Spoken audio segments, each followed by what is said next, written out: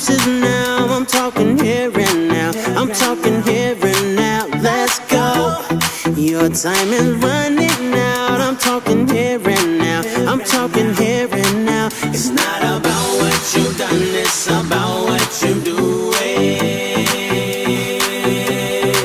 It's all about where you going, no matter where you've been. Let's go.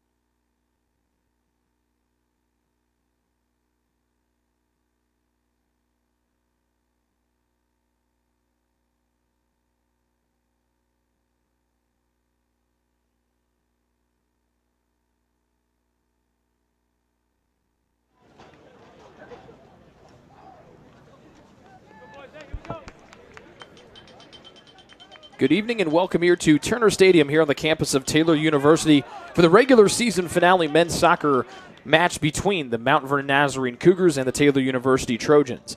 Rick Johnston here with you, Don, in a big match here this evening to decide who will finish in third place in the regular season Crossroads League standings. Both Mount Vernon Nazarene and Taylor come in tied for third with Huntington.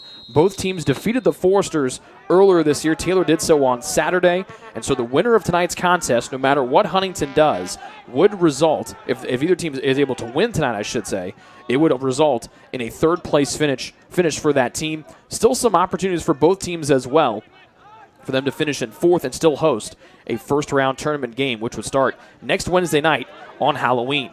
Cole Gilliam gets to start. He boxes out his defender and plays it back to the midline. And Peter Lind, this one knocked out of play.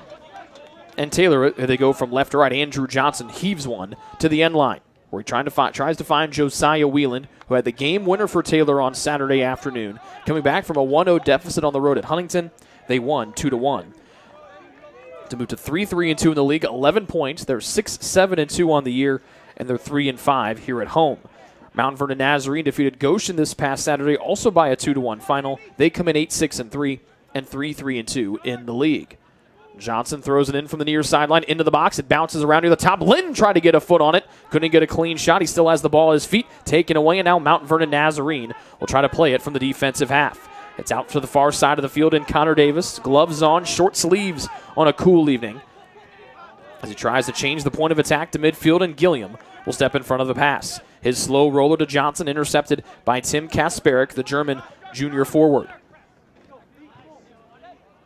Spinning through is Brandon Mount. Sulaco marking him. A pass to the far side. There's a fake shot. Left-footed rising one. He'll sail over, and that's from number 9, Connor Davis, on his first shot of the night.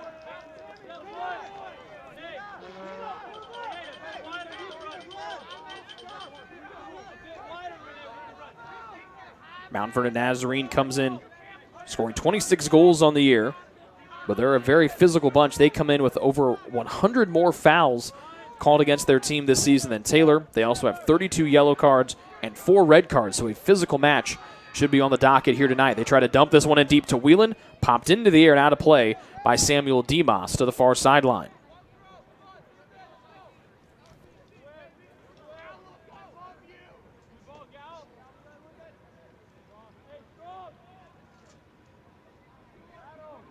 The Taylor women's soccer team took on Mount Vernon Nazarene earlier this afternoon. They ended in a scoreless draw.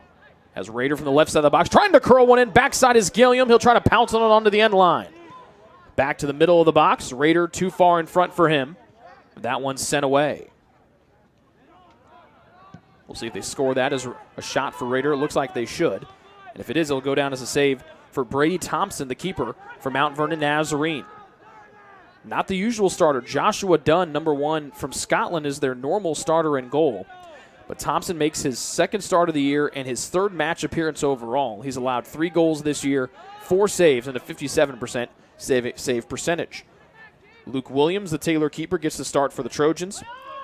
13 matches, 13 starts, 16 goals allowed, and 61 saves for a 6-5-2 record for the junior from Indianapolis.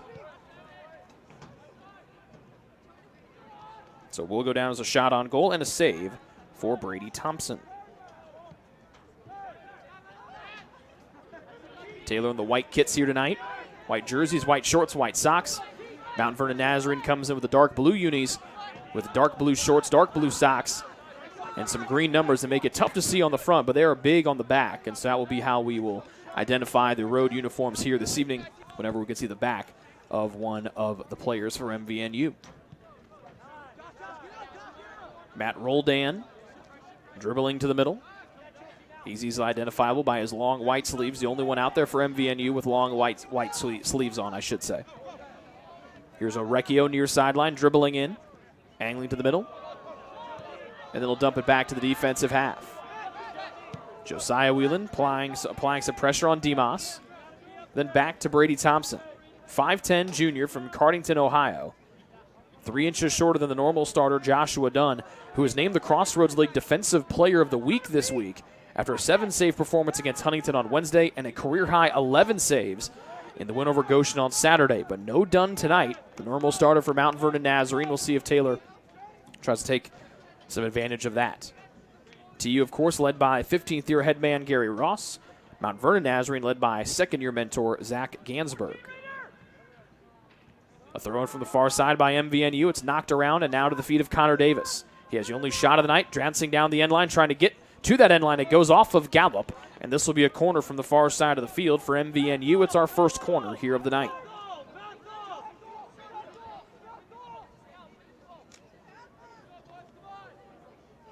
Rene Diaz, number 23, will take the corner from the far side of the field. Just over 5 minutes in here to half number 1. From the far side corner, will come into the left of Williams, and the goal to our left. Left foot in there from Diaz, an in-swinger. And Williams will climb the ladder and knock that one down and away in traffic. Then Williams will lose it near the top of the box. He comes out to try to play. Nobody in the goal. A shot is on, blocked, and this one is in the back of the net for Mount Vernon Nazarene.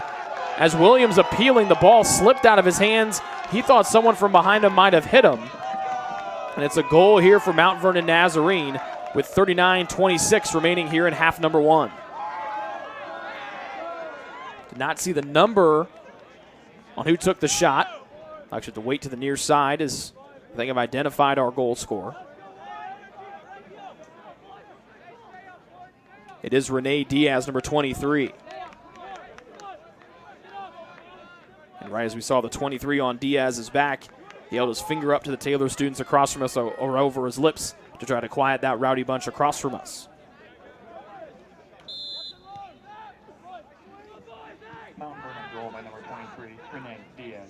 So Diaz scores after Williams, who stopped the corner, was able to knock it down.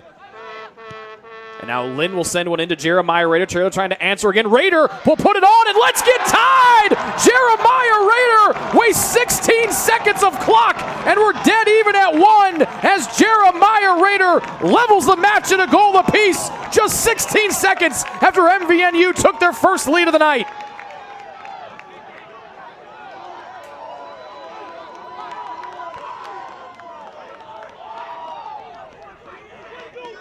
So Peter Lynn assists, and Jeremiah Rader gets the goal. Lynn, who had the first goal for Taylor on Saturday. TU goal by number 7, Jeremiah Rader. Assist number 3, Peter Lynn. So 16 seconds after Mount Vernon Nazarene scored. The Trojans come back with the quickest counters you'll ever see. In 16 seconds, we're back to level at 1. With the first 6+ minutes or anything about what the rest of the match is going to be, we are in for a good final 84 minutes here from Turner Stadium. Taylor applying pressure in their attacking half, much like they have been the last few weeks, has been one of the changes that they have made. With the forwards and midfielders trying to make life difficult and not allow any easy clearances for MVNU. Alberghetti to the near side and Gilliam. And there's a foul whistled against Mount Vernon Nazarene, their first of the night. So both shots for Taylor tonight from Jeremiah Rader, both on goal, one saved and one in. So Rene Diaz gets the first goal of the night for MVNU. And then 16 seconds later, it's Jeremiah Rader notching his 4th tally of the season.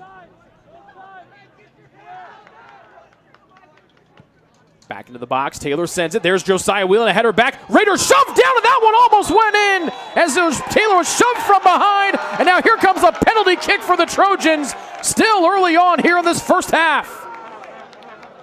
Whelan sent a header back towards Rader, who got shoved from behind, and a penalty in the penalty area, and Taylor has an opportunity to go from down 1-0 to up 2-1 with a PK here. Rader will take it. It'll be his first PK try of the year. It's the first PK try for the Trojans here on the season. Clock reads 37:49 to go in the first half. Rader approaches. Right foot into it, and this one to the near side and in, and Jeremiah Rader has given Taylor a 2-1 lead. 2 goals, quick succession from Seven and White.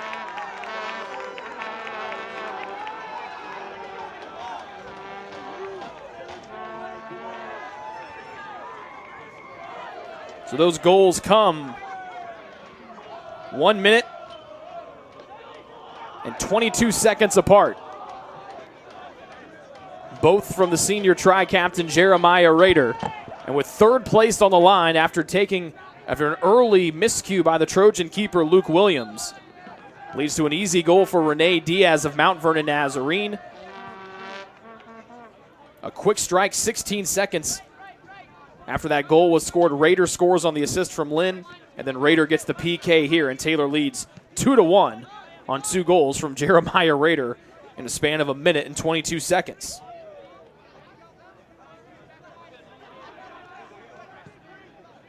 We haven't even played 8 minutes yet, and we already have 3 goals and 5 shots.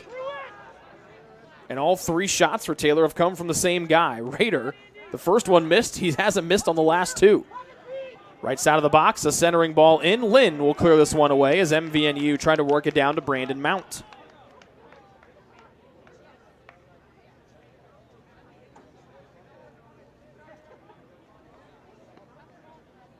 MVNU throws it in. They want to find Davis, trying to spin to the corner.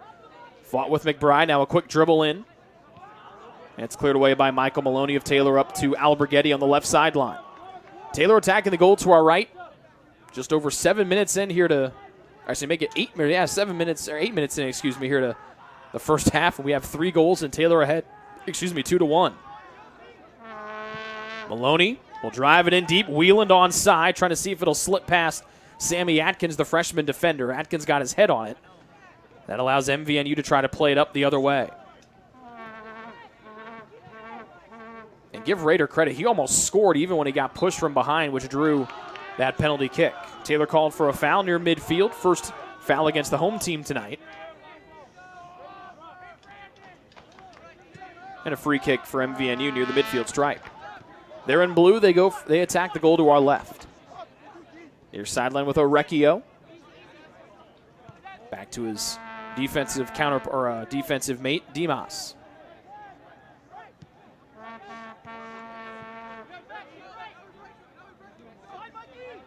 Roldan in the middle, gives it off. And again, this will be Dimas. Atkins controlling from the defensive half for MVNU. Alberghetti heads it into the air. MVNU slips it on back, and then Roldan will reverse the point of attack and plays it back in the defensive half here for MVNU. Arecchio dribbles, gives off to Roldan, who spins back across midfield. And Mount Vernon Nazarene down 2-1, almost 10 minutes in here to the opening half. They move from right to left. Nice ball slipping all the way into the box behind the D, and that one's going to slip past Luke Williams. And Tim Kasparek slips through the Taylor D. He left foots one in, and with 35:04 remaining here in half number one, we are back to even at 2 apiece.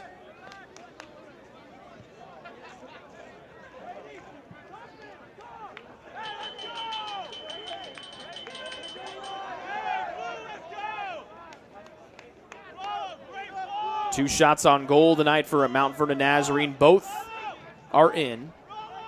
And we have 4 goals in our first 10 minutes here tonight between Taylor and Mount Vernon Nazarene. These two teams played a stellar of match here a year ago. Wes Shoup had a goal from about 35 to 40 yards out that looked to have given Taylor the lead for good with less than 10 minutes to go in regulation. Mount Vernon Nazarene tied it up and then eventually won in overtime. So Kasparek with the goal. Mount Vernon goal by number 11, Tim Kasparek. Assist by number 6, Roldan. So Roldan gets the assist for MVNU. That's his first assist of the season. And Kasparek scores his 7th goal of the year as well.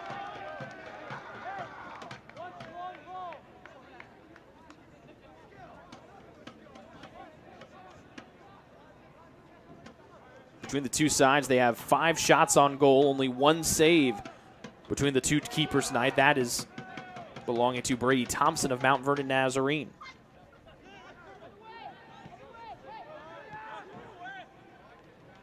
Alberghetti near midfield. Back to Sulaco. Pressure comes and Sulaco will give it off to Lynn. Lynn's pass blocked by the face of one of the Mount Vernon Nazarene players. That's Kasparek, 11. Again, we apologize for not able to identify the Mount Vernon Nazarene players as much as we normally do. Those numbers on the front very small and almost completely unreadable. The numbers on the back, though, nice and big, and they also shine in the lights overhead, so they're pretty easy to see when those players turn around. Again, another good through ball there by MVNU. Kasparek tried to get to it. He was cut off by a bracketing pair of Taylor defenders. And we're back to even again. Taylor scored a minute and 22 seconds apart, both from Jeremiah Rader, to take a 2-1 lead, and then MVNU comes back 2 minutes and 44 seconds later to tie our match at 2. Whelan jostling on the far sideline, gives off to McBride. This is James McBride. To Whelan and then back to Jay McBride again. Fakes the cross, moving to his right, dribbling in. Johnson calling for it and gets one from McBride on the near side of the field. Johnson cut off by Diaz. Taylor looking for a foul that won't come. Diaz puts a shoulder into Johnson, and now the fans from Taylor start to get even more vocal with Diaz sprinting up the field. His pass intercepted by Alberghetti. Gilliam, with 3 defenders around him, works it over to Lynn, and then he'll work it all the way back to the defensive half and Alex Gallup. And now Gallup will charge forward. A tackle from Kasparek. He tumbles down to the turf. Maloney sends one in deep. Whelan can't get to it in time. Sammy Atkins beats him to it. And his clearance of the far sideline cut off. Whelan comes in, trying to slice through 2 defenders. Left side of the box, he's taken down. Play on is called, and then MVNU will clear it out of the penalty area. Alberghetti to Gallup, and now to Sulaco. Kasparek jogging near him. We'll dump it up to the near side of the field in Johnson. Rader trying to track it, goes off of his chest. He'll save it from the near sideline. This one towards the end line. He'll take one bounce off of his foot. It looked like that one was going to go straight to the end line. It checked up right on the edge of the penalty area. And bounced in, was swallowed up by Brady Thompson, the backup keeper for Mount Vernon Nazarene. Thompson makes just his 2nd start of the season, his 3rd appearance overall. In place of the starter Joshua Dunn, this week's Crossroads League Defender of the Week. 31.5 minutes remaining in the first half. We are back to even at 2 after the tying tally from Kasparek, his 7th goal of the year. And MVNU takes it away. A nice little pirouette in the middle of the field by Mount. He's taken down, and Mount Vernon Nazarene screams for a foul down below us.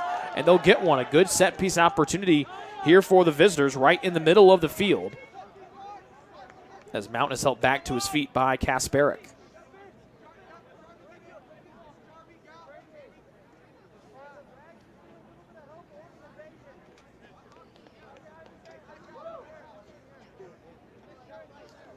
Diaz adjusts his socks. The same thing with Connor Davis. And Davis looks to be the one to take this one. He'll be right in the middle of the field, 28 yards away from the goal.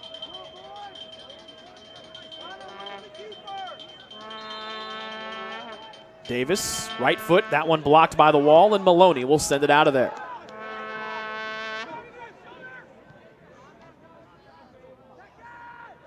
The moon starting to rise over the horizon across from us.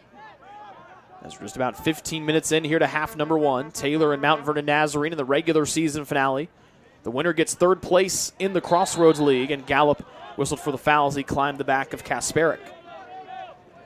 If you're just joining us, you missed a lot. 6 shots, 4 have gone in, 5 on goal. And we're tied at 2 after Taylor scored 1 minute and 12 seconds. So they scored just 16 seconds after Mount Vernon Nazarene scored the first goal of the game to tie it. And then Taylor scored 1 minute and 22 seconds later on a penalty kick to take a 2-1 lead. All 4 of our goals scored in the first 10 minutes, in the first 9 minutes and 56 seconds of action tonight. Roldan will stand over the free kick on the far side of the field. A whole gaggle of players on the near side of the area. Left foot, Roldan over, caught by Williams inside the area.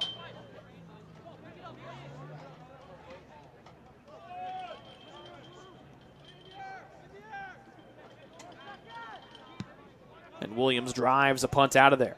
All the way to the defensive half, headed down by the MVNU defense, and Mount will press it forward. Lynn comes back, skipping in, and steals the ball at the midfield stripe. Far side to Maloney. Raider 1 touches it back to Gallup in the defensive half for Taylor. They go from left to right and white as McBride will sashay away from a defender. Now he accelerates to the middle to Whelan. Has to come back to get it. Slipping on through to McBride. Left side of the area. McBride tripped up, got back to the middle behind Whelan. Taylor trying to crash, and it's finally cleared away by Mount Vernon Nazarene. Alberghetti steps in front of the pass of the clearance in the middle of the field, and then Johnson will send one in. Whelan tracking it. Thompson punches it away, but not far enough, and then Whelan will be whistled for the foul as he did not allow Thompson to come back safely down to the earth after flying through the air.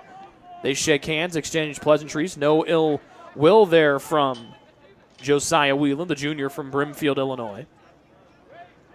That's a free kick for Thompson, who's clad in orange tonight.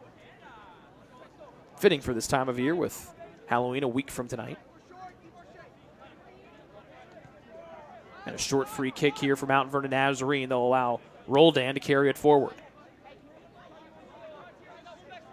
Will punch it to his mate on the far side of the field. Taylor backing off the pressure here with that full moon rising across from us on the far horizon. 27:50 remaining here in half number one. Clay Vanderkolk, the Taylor freshman, waiting down at the substitution area. He'll be the first sub used by either team tonight. Alberghetti trying to poke it away from Mount. Ball spinning and taken back in by MVNU. Kasperick, who tied our match at 2, fought for it, still trying to get position. He tumbles down to the turf as his legs got tangled with Peter Lynn, and they whistle Lynn for the foul. That's his 5th. Normally don't say this, but our goals total close to that of our foul total. 7 fouls between the two teams and 4 goals. Free kick for Roldan. Left footing it in. Diaz tried to get his head on it. Might have been deflected, but Williams was right there for the stop. His first save of the evening. 5th shot for Mount Vernon Nazarene. And the first one from Roldan. Williams will punch it deep again. Normally we don't see Taylor try to attack on those goal kicks from Williams, but they have tried to do that multiple times here tonight. Alberghetti with a free one to Maloney. McBride, a quick touch to Raider. And then Jeremiah sweeps it back. Zalaco near sideline to Johnson. And that one in deep. Whelan onside, trying to slip behind the D. Takes a big bounce off of his boot. Lynn slips. And now Lynn slow to get back up in the defensive half as MVNU carries the other way with Drost. They want to send it into Kasperick into the box, and Williams will scoop it up. Lynn pops back to his feet. He's got some tape on that left knee. Still laboring a little bit now, gets back down into a crouching position. And then he pops back to his feet again. Williams, a one bouncer in front of Wheeland. Headed into the air by MVNU. Raider shows off the hops and heads it down to Josiah Wheeland. McBride challenging. Up to Mount. Then to the far sideline, MVNU carries. Maloney back there to defend. To Mount in the middle of the field. Up again. And losing it will be Drost. And then Alberghetti will hip toss a man to the turf, as both players were fighting for position on the far side of the field. And a handball against Mount Vernon Nazarene. Taylor will have the free kick upcoming about 20 yards inside midfield toward the left of the midfield stripe. And Clay Vanderkolk will come in for TU. Joe Walter comes out to check on the midfielder Peter Lynn. They're going to have to take Lynn off the field. Vanderkolk Number 13, Clay. will come in to replace Lynn at the midfield spot. Lynn nods his head, says he's okay, but looks like he is favoring that right leg or that left leg just a little bit. They'll take him into the tent down below us to take a look at that left leg for 3 and white. Gallup near the top of the Bear area. Almost 20 minutes in here to half number 1. 2-2 our score after all 4 goals were scored in the first 9 minutes and 56 seconds. Taylor answering after Mount Vernon Nazarene took a 1-0 lead, answering 16 seconds later. But then a minute and 22 after that first tally from Raider, he cashes in on a penalty kick, and Taylor took a brief 2-1 lead. Before 2 minutes and 44 seconds expired, and MVNU tied it up with Kasperick.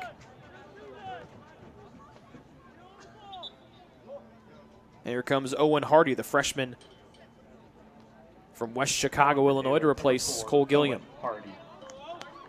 And Hardy can really scoot. The freshman from Wheaton Academy, which has been a pipeline for Taylor soccer players over the last handful of years. Just look up and down that Taylor roster. You will see Wheaton Academy featured prominently. And now on the women's soccer team, they started to scoop up a couple Wheaton Academy players, most notably their leading scorer, Erin Tevens. She's not bad. 12 goals or so in your freshman year. Okay. Kasperick will get his last touch on it. He accelerates to the end line. Gallup will hit the brakes, and then Kasperick will shove Gallup to the end line. And Kasperick and Gallup share a low 5. Again, no bad intentions there, but a foul called against MVNU's forward. And that's their 4th foul of the evening. 5 shots to 3 for Mount Vernon Nazarene. Each team with 3 shots on goal. But all 3 shots from one man for TU. That's Jeremiah Raider. 2 from Connor Davis. 1 from Roldan, 1 from Kasperick, and 1 from Diaz. The ones from Kasperick and Diaz have found the back of the net.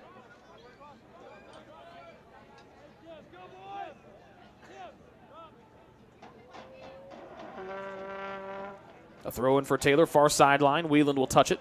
Sweep it on through. Here's Raider with 2 of the first 2 goals tonight for TU. McBride stopping and starting. Centering ball. Backside sliding in and not able to get enough juice on it was Clay Vanderkolk, but a pretty little ball there from McBride to the backside, and that was Vanderkolk getting his foot on it. So the first shot from someone not named Jeremiah Raider for Taylor. But Taylor trying to create here early on. Regular season finale for all teams across the Crossroads League tonight. If either of these 2 teams tonight win, it does not matter what Huntington does in their match this evening. Since both teams defeated Huntington last week, Mount Vernon Nazarene on Wednesday, Taylor on Saturday. If either team comes out of here with a win tonight, they would both, or they would either winner, I should say, would move into 3rd place. And again, still a good opportunity for both of these teams as well. As we mentioned at the top of the broadcast, with a tie, both of these teams still with an opportunity to host a first-round match. pretty much it comes back down to not to whatever doing whatever, matching whatever Huntington would do tonight. That'll all start next Wednesday. We know the Taylor women's soccer team with their tie earlier today to MVNU. That will put them on the road in Mount Vernon Nazarene on Wednesday. As Vanderkolk steals this one. He'll dance with it just across midfield. He'll slip it on through to Wheeland. One touch on. Wheeland sent toppling down, and a foul is called against Sammy Atkins. That's the 5th one against Mount Vernon Nazarene. And Atkins covered his head and his face and his hands in disbelief and frustration and sadness. And so now Taylor with an opportunity on the set piece from the middle of the field. MVNU already had one of these opportunities earlier tonight.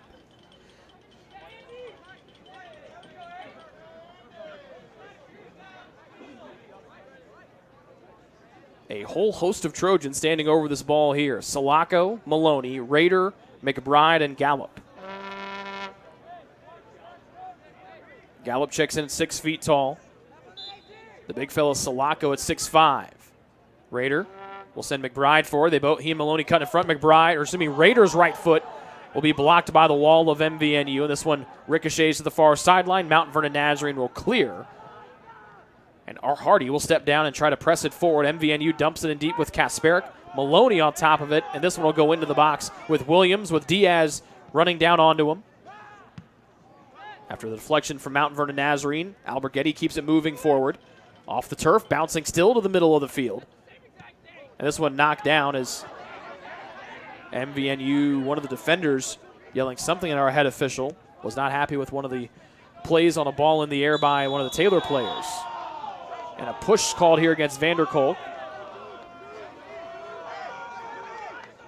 Foul number 6 against Taylor tonight. The two teams have combined for 11 fouls with 19:45 remaining here in half one.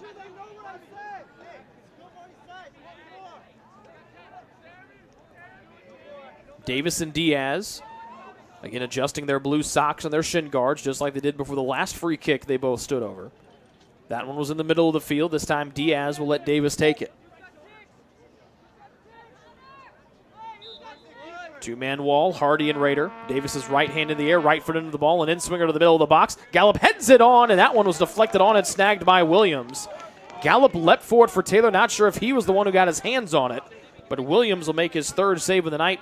And our match stays level at 2, 19 minutes in. But Wheeland would like to change that with a long ball to the near side.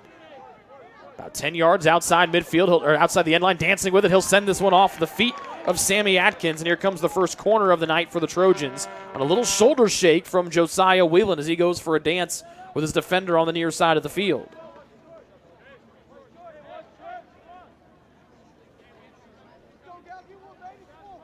James McBride will take this corner. Rader now walking in there. He might have a say in how this one gets played as well. Roldan back there to defend. Just past 18:30 remaining here in the first half. Match tied at 2. McBride a little one touchdown to Rader. Back up to Alberghetti. This one an in-swinger to the top. Bouncing through. Gallup on the backside. He couldn't turn it onto the frame. And MVNU will clear it out to the far side of the field. Gallup running to his right, trying to play it back to his left. And as he put his foot in the ground to hit the brakes, couldn't get a good enough touch on that rolling ball. And Taylor will have to settle for a throw-in from the far sideline. Vanderkolk, after the throw-in from Maloney, knocked down, and Maloney will throw it in again.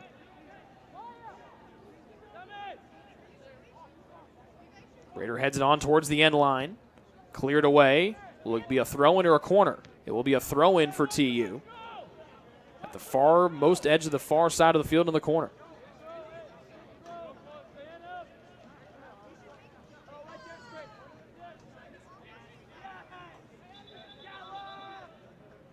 Johnson was stepped back. He, once the running starts, he'll run towards the end and then throw it in towards the box. Salako stands on that far side corner. Now moving forward. Johnson heaves it into the box. Salako trying to head it on, still loose inside the area. Cleared away and then headed on by MVNU. Vanderkolk tracking down to Alberghetti, back towards the top of the box, intercepted by Roldan. Here comes Mount Vernon Nazarene with Diaz on the near sideline. He'll bash it in deep. Kasperic trying to get behind Maloney, bumped inside the box, and Williams will snag it, and then Maloney will be called for the foul. This one about 2 yards just outside the top of the box as Maloney threw a shoulder into the sprinting Kasperick, who has found plenty of room behind the Taylor D tonight.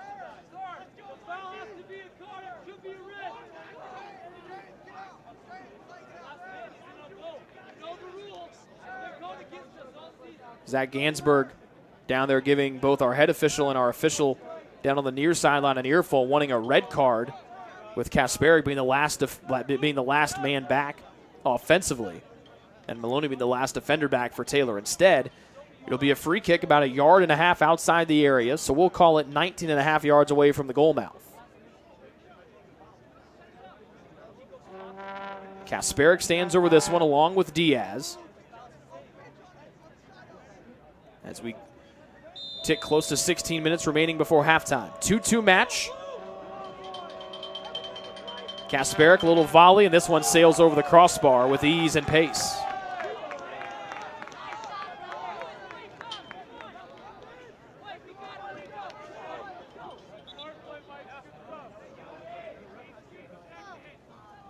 First sub of the night for Mount Vernon Nazarene, it's Rodrigo Baruna.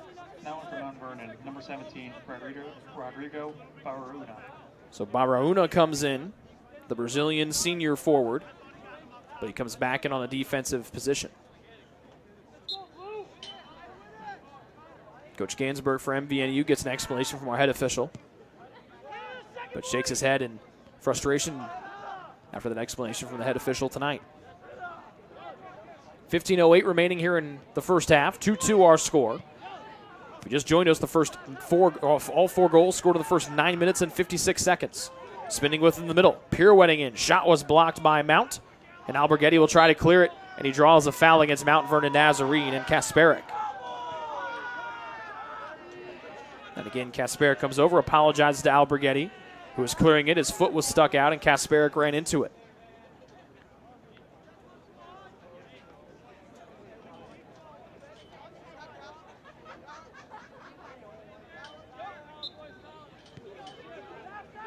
Sulaco calmly plays it to the far sideline, and Gallup runs to the tackle attempt of Kasperick and sends it dancing up the far sideline. McBride trying to hold it in, but it'll roll out of play.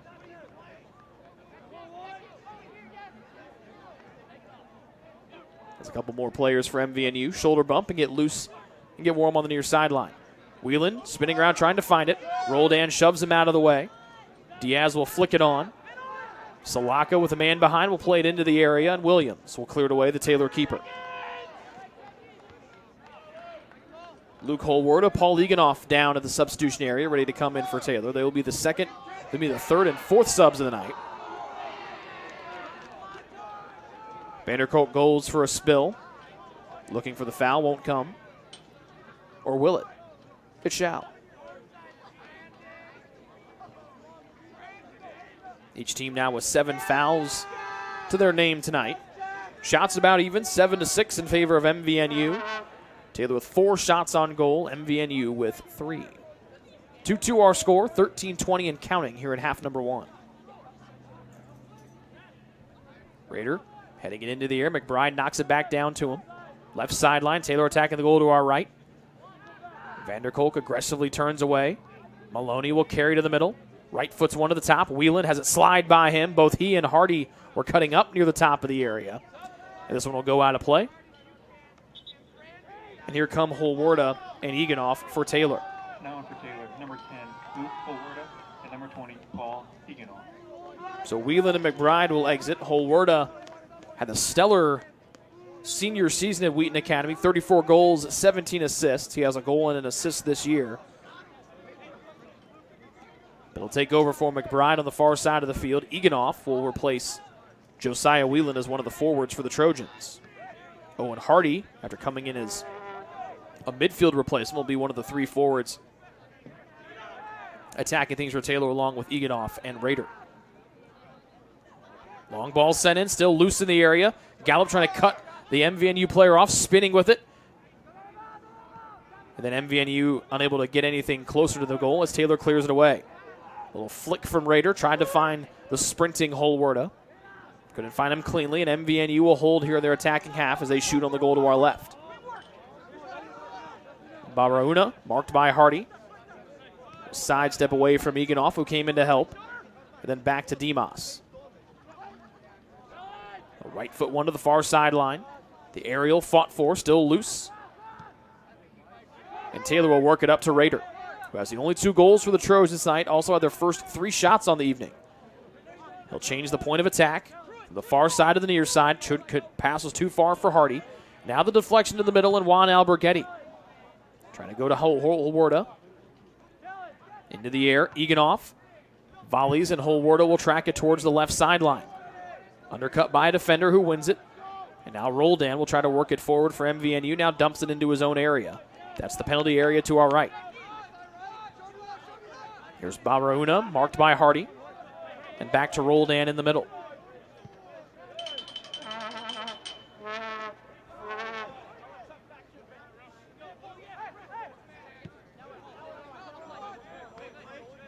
Barauna across midfield. On to Kasperic, who tied our match at 2. Just about 25 minutes ago. Maloney heads it in towards the area, snagged by the keeper Williams of Taylor. And Paul McBride is getting warm on the near sideline. We have not seen Paul in a few weeks. He looks to make his return here tonight. And Paul Eganoff whistled for the foul here for the Trojans. So he's trying to play the goal kick from the aforementioned Luke Williams. Gerardo Rivas ready to check in for MVNU. The tag sticking out of the back of his jersey. But the senior defender from El Salvador, looks like that is not paying him any mind. Less than 10 minutes to go here before halftime. 2-2 our score. MVNU scored first. Taylor countered 16 seconds later with Jeremiah Rader. The senior would get the penalty kick to put Taylor up 2-1 with 1:22 after that. And then Kasperic got his 7th goal of the year. 2 minutes and 44 seconds after the Raider PK to tie our match at 2. That's where we currently sit. With 9:30 to go here in our opening half. Johnson a big heave. Vanderkolk heads it back to Hardy. Trying to play it on through. Eganoff might have been offside. He had to jog back on. This ball will roll calmly into the penalty area where it's snagged by the backup keeper, Brady Thompson. He's been tested 4 times tonight. He's made 2 stops and allowed 2 goals. One in the run of play and then one in the PK that we talked about earlier.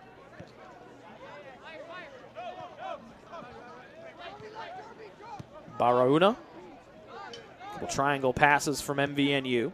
And then Dimas will go to the far side of the field. 8:47 and counting here in half number 1. Mount Vernon Nazarene tied at 2 with Taylor. They go from right to left. Roldan spreading across midfield. Left foot's one to Diaz, who's got the scoring going. A little back heel kick to Barauna. His pass intercepted by Vanderkolk. A little roughed up from behind by Kasperic, and it goes out. Diaz arguing the call. And Taylor will throw it in. Eganoff with a challenge to Alberghetti and a quick touch off to the far side of the field in Maloney. Will carry across midfield as Taylor attacks the goal to our right. Rader, back heel kick to Eganoff. A little volley back to Rader. High into the air. Hardy trying to crash it on it. Bounces away from him. Diaz back in the defensive half. He tried to slip it on. Rader almost took it away. And now here comes a counter with Brandon Mount for MVNU.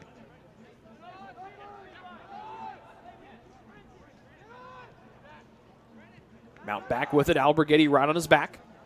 Eganoff cannot take it away from Roldan, who slithers through Trojan defenders wearing white. MVNU reversing the point of attack to the near sideline, and Barauna. Up to Mount. And this will be Dimas holding.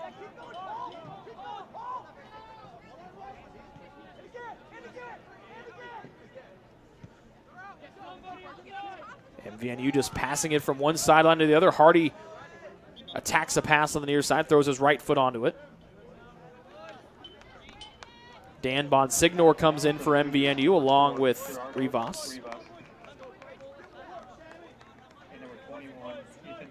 Sammy Atkins and Mount exit for the visitors from Ohio. Paul McBride looks to be loose and ready to go down on the near sideline whenever that opportunity comes for the freshman forward from Bloomington, Illinois. 6:42 before halftime, 2-2 our score. If either of these two teams wins tonight, they finish in third place in the Crossroads League standings. Johnson inside the penalty area, sends it out to the far sideline. Maloney trying to get to it first. It'll sail over his head and go out and set up an MVNU throw-in. If we get a tie between either of these two teams, that's when things can start to get interesting. It all really depends on what Huntington does tonight in their match, as they are the three teams, Taylor, Huntington, and MVNU, all come in tied for that third spot. Spring Arbor and Grace. Spring Arbor has already wrapped up the first spot Trojans, number 11, Paul McBride. in the Crossroads League standings. Paul McBride comes in. He replaces Paul Eganoff. So Spring Arbor, a perfect 8-0 Crossroads League record. 24 points. Grace already solidified in second. And then all the craziness starts to happen. Taylor, Huntington, Mount Vernon Nazarene, Bethel, Marion, Indiana Wesleyan, and Goshen all separated by 3 points, 11-8. Rader, left sideline, now fakes back to his right. Defenders collapsing on him. He has the only 2 goals tonight for Taylor. Will curl one to his senior classmate in Johnson. It bounces away from him. Diaz lets it roll out of play. And Mount Vernon Nazarene has a throw-in from the near side of the field.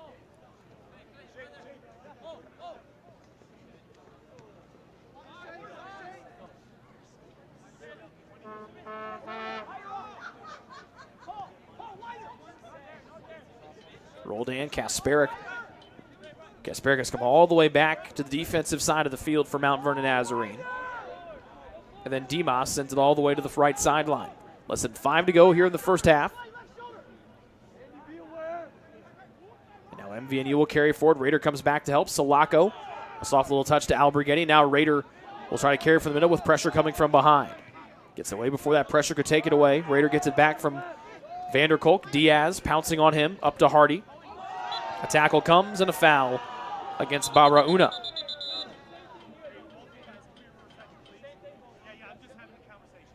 And so Johnson and Diaz will be brought together by our head official and have a conversation. Those two have been going at it here since the opening whistle. Johnson extends his hand. Diaz shakes it. But Diaz looks a little perplexed about why the conversation was needed. Those palms there, but now both are back to their respective spots on the field. Sulaco to take the free kick from just inside the near sideline. Right foot outswinger. Vanderkolk heads it onto the far side of the box, and here's Holwarda dancing with it. Moving to his right, try to go back to his left, taken away. So he tried to play behind his heels. McBride comes in. Paul slips, and it's a foul against Mount Vernon Nazarene. That'll be their 9th. Taylor with 8 as well, with 8. A free kick for TU from the far side of the field with 4:04 remaining here in half number 1. 2-2 our score. The winner of this game, if we have one, would finish in third place in the Crossroads League standings. Rader, Paul McBride, and Maloney all stand over the free kick across from us. Rader and McBride and Maloney run in front. This one gets on through, headed out of there by MVNU on the kick from Rader. Sent back in by the Trojans. Sulaco tried to get his head on it, could not. MVNU tries to clear. Hardy got a boot on it. Now Vanderkolk will step in and try to turn over that right shoulder and does. Slips, trying to slip it onto Holwarda, deflected to the near side, and the fleet-footed Owen Hardy. Alberghetti in the middle. McBride heading it into that one on just a hair away from getting to Rader. Good job by Rivas to cut off that pass. Alberghetti steps in front of the long pass. Rader tried to move Demas out of the way. McBride steals it back for TU. Maloney slips, gets back to his feet. Alberghetti, quick pass up to Holwarda. Maneuvering to his left, a quick one-touch. Rader gives it on to Holwarda, who overruns it. 2 defenders on him. Pops it back to Rader left side. Trying to slip it on through, deflected partially by Mount Vernon Nazarene. And now Kasperic will drive one in deep here, trying to find Diaz. Sulaco looking over his shoulder, heads it down to the near side. Diaz will get Johnson from behind. No foul comes as Diaz keeps the ball at his feet. Actually, make this Bonsignor, excuse me. Here's Diaz. His cross headed away by Alberghetti. Right up to Kasperek, just outside the penalty area. Dancing in. His rising shot will sail over the crossbar. Third shot for Kasperek.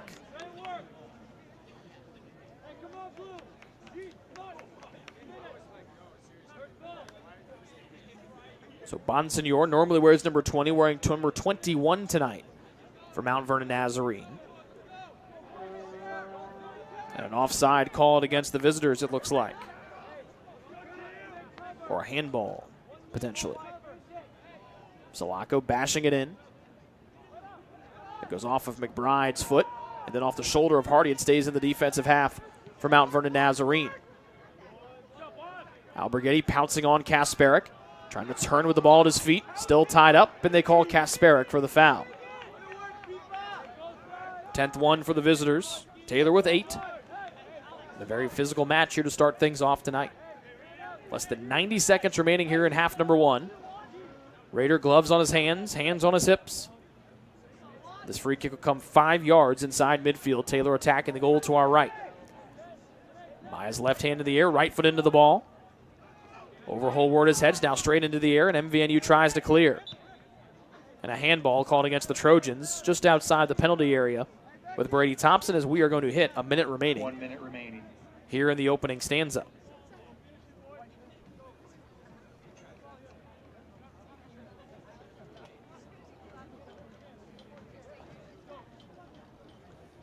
So Thompson still organizing things. And this play will start with 40 seconds remaining before halftime, and our match tied at 2. Pass in deep. Salako tracking it, heads it down to Vanderkolk. To Hardy on the near sideline. Trying to maneuver away, spins away, loses his feet, and a foul comes against Mount Vernon Nazarene. Barauna, the guilty party, hopping up and down in frustration. 19 seconds left to go before halftime.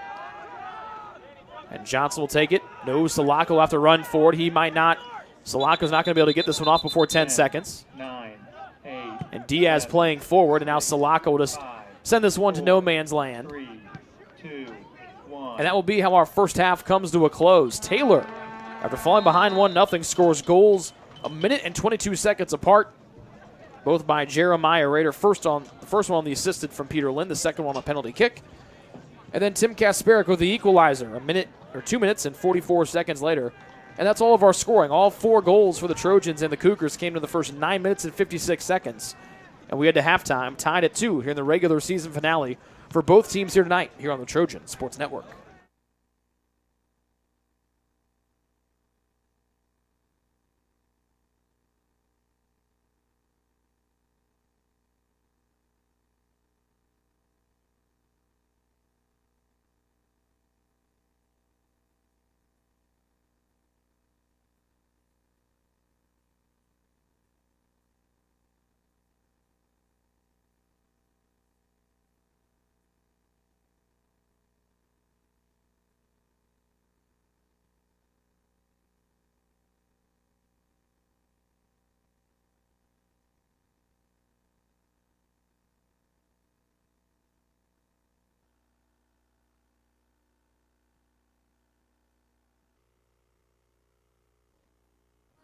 What limits you? Too small, too old, insecure, broken. You have no limits.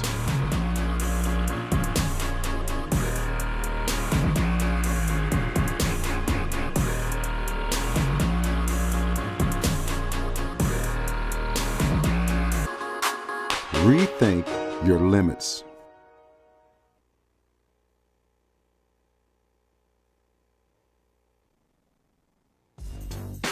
Join the Trojan Club today and support Taylor student-athletes 12 months a year.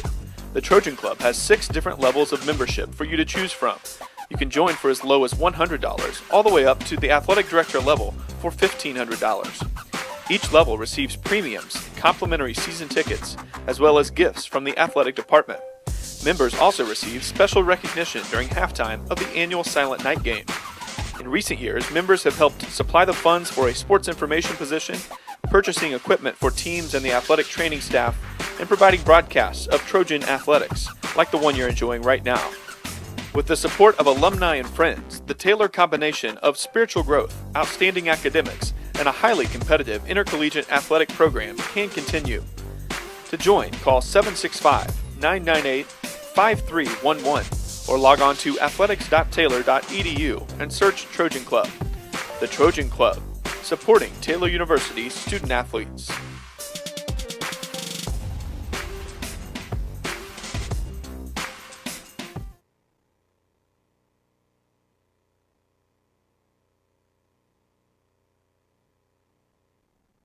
The Taylor University campus store, with their innovative textbook butler delivery service and name brand Taylor apparel and gifts, supports the Trojans year-round.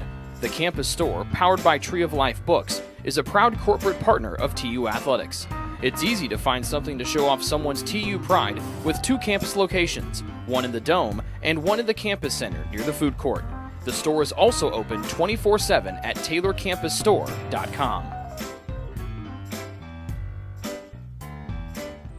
It's true. Many of us spend more time thinking about what's for dinner than thinking about retirement. But if you think your retirement needs deserve more attention, we agree, and we'd like to help. Your local Edward Jones financial advisors, Ryan Jones, Mark Sieglin, and Rob Sisson, can help you get started today. They are proud corporate partners of Taylor University Athletics. Edward Jones, making sense of investing.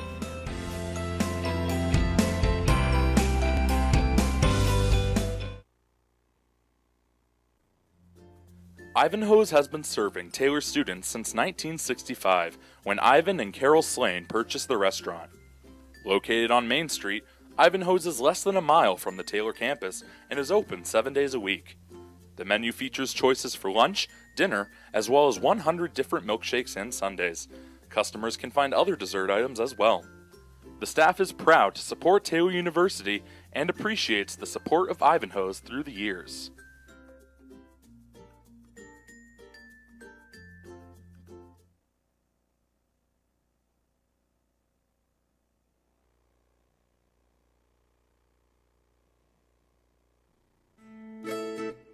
Since opening in the late 1980s, the Maddox Family Dental Center has been focusing on providing the highest quality dental care for their patients. Children to adults can receive a full-service treatment to meet their dental needs. The Maddox Family Dental Center has 2 locations in Hartford City and Dunkirk and always welcomes new patients. The Maddox Family Dental Center, a proud corporate partner of Taylor University Athletics.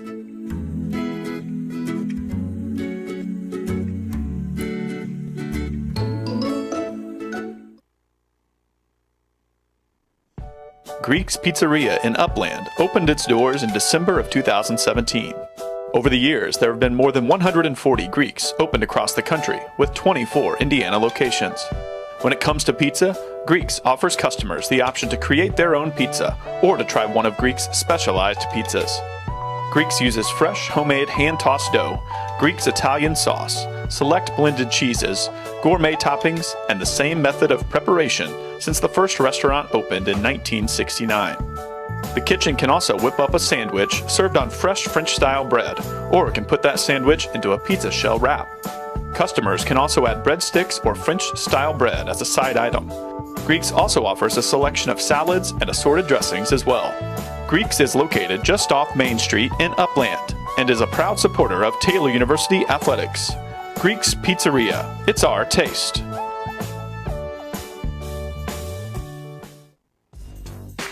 Join the Trojan Club today and support Taylor student athletes 12 months a year.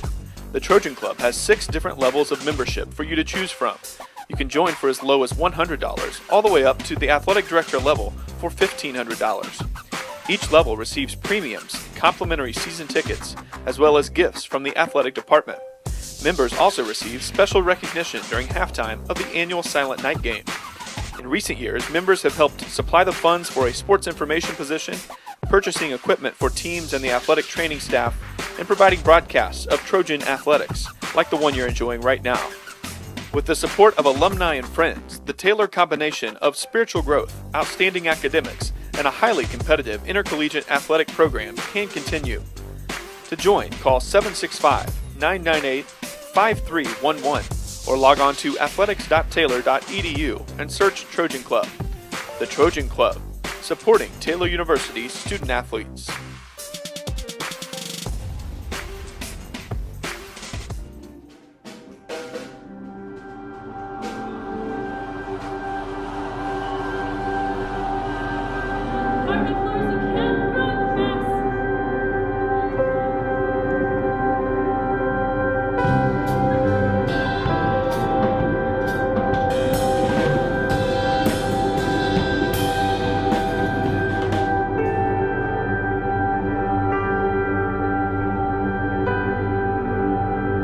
Play that old song!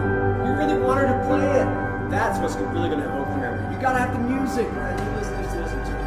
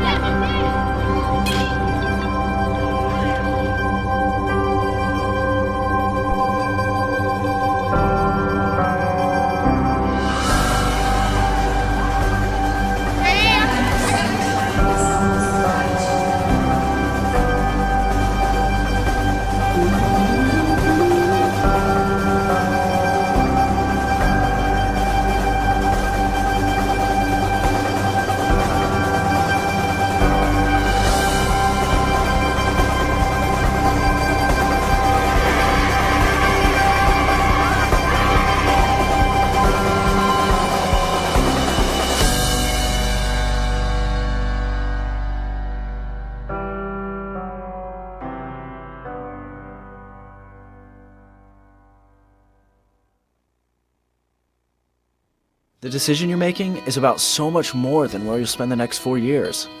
It's about how you'll live the next 40. So let me break down the Taylor University experience. We integrate faith and learning to become well-rounded, lifelong learners, while delivering a deeper knowledge of our specific areas of study. Whether you're producing award-winning films, building satellites for NASA, or preparing for a national ethics debate, Taylor will push you to excel in your field. But excellence isn't always about having the right answers. Sometimes it's about asking the right questions.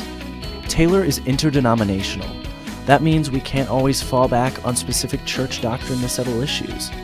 We rely on scripture and the dynamic nature of iron sharpening iron to better know the God who's not afraid of our question. Much of this happens in the small town of Upland, Indiana, the place where Taylor does life together. But don't let this small town fool you. The schedule is packed with things to do, and through these activities, faculty, staff, and students become more than individuals occupying the same address. They become a community. But this community isn't limited to the campus. We travel. Boy, do we travel. We are ranked as one of the top 10 schools in the country for overseas experiences. But it isn't just about the going. It's about the sharing of those experiences and being challenged by those who come to Upland as their international experience. Taylor is one of a few Christian colleges that expects all students to have a relationship with Jesus Christ. Now, this doesn't mean Taylor is a Christian Disneyland full of cardboard cutout perfection. Taylor is full of real people with real problems, and living together can get kind of messy. But in that mess, we take Jesus' call from John 13 seriously. We practice picking up our towel and dealing with the mess in each other's lives. We're not here just to follow the rules for 4 years. Instead, we hope to learn to live authentic lives, calling each other to lives of meaning. Every day, our focus remains on the 40, not just the 4. We'd love to show you more about Taylor. Come visit, sit in on a class, go to chapel, spend a night in a residence hall. Experience the difference for yourself. Your heart? Well, your heart is everything to you and your body. And its favorite place to be is home. Marion General Hospital has been named a nationally accredited chest pain center, which is the highest accomplishment in cardiovascular care. We are proud to provide our community with a team of cardiac experts throughout MGH. From our ambulance and emergency room to our cardiovascular departments in partnership with our experienced local cardiologists and interventional cardiologists from St. Vincent's Medical Group. The same level of cardiovascular expertise in bigger cities at larger hospitals is available right here. Everyone has their expertise. At MGH, our expertise is your heart, bringing the best in the nation home to you.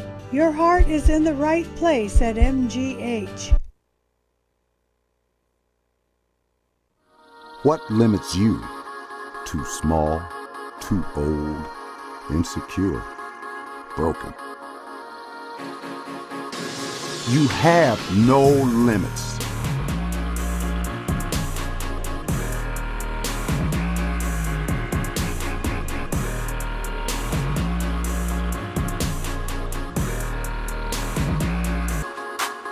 Rethink your limits.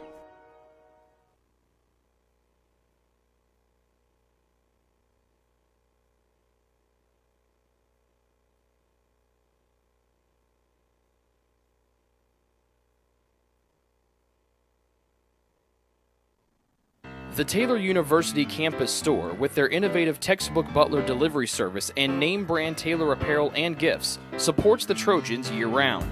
The campus store, powered by Tree of Life Books, is a proud corporate partner of TU Athletics. It's easy to find something to show off someone's TU pride with 2 campus locations, one in the Dome and one in the campus center near the food court. The store is also open 24/7 at taylorcampusstore.com.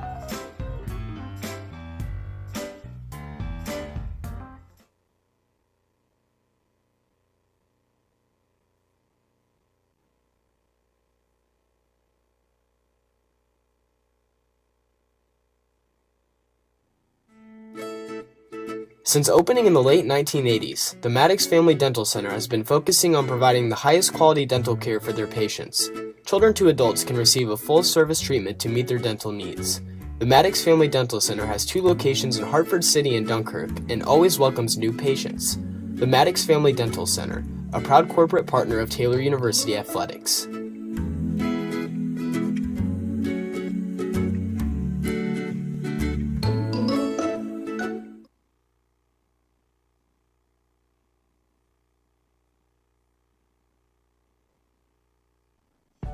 Greek's Pizzeria in Upland opened its doors in December of 2017.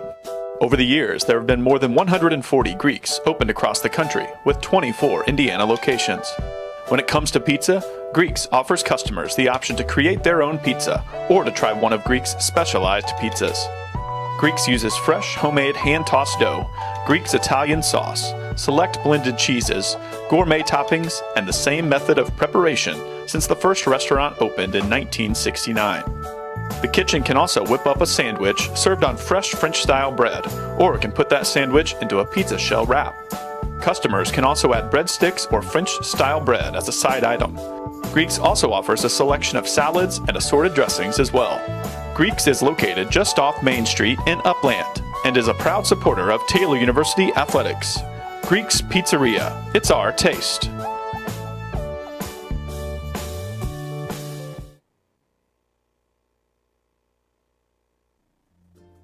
Ivanhoe's has been serving Taylor students since 1965, when Ivan and Carol Slane purchased the restaurant. Located on Main Street, Ivanhoe's is less than a mile from the Taylor campus and is open 7 days a week.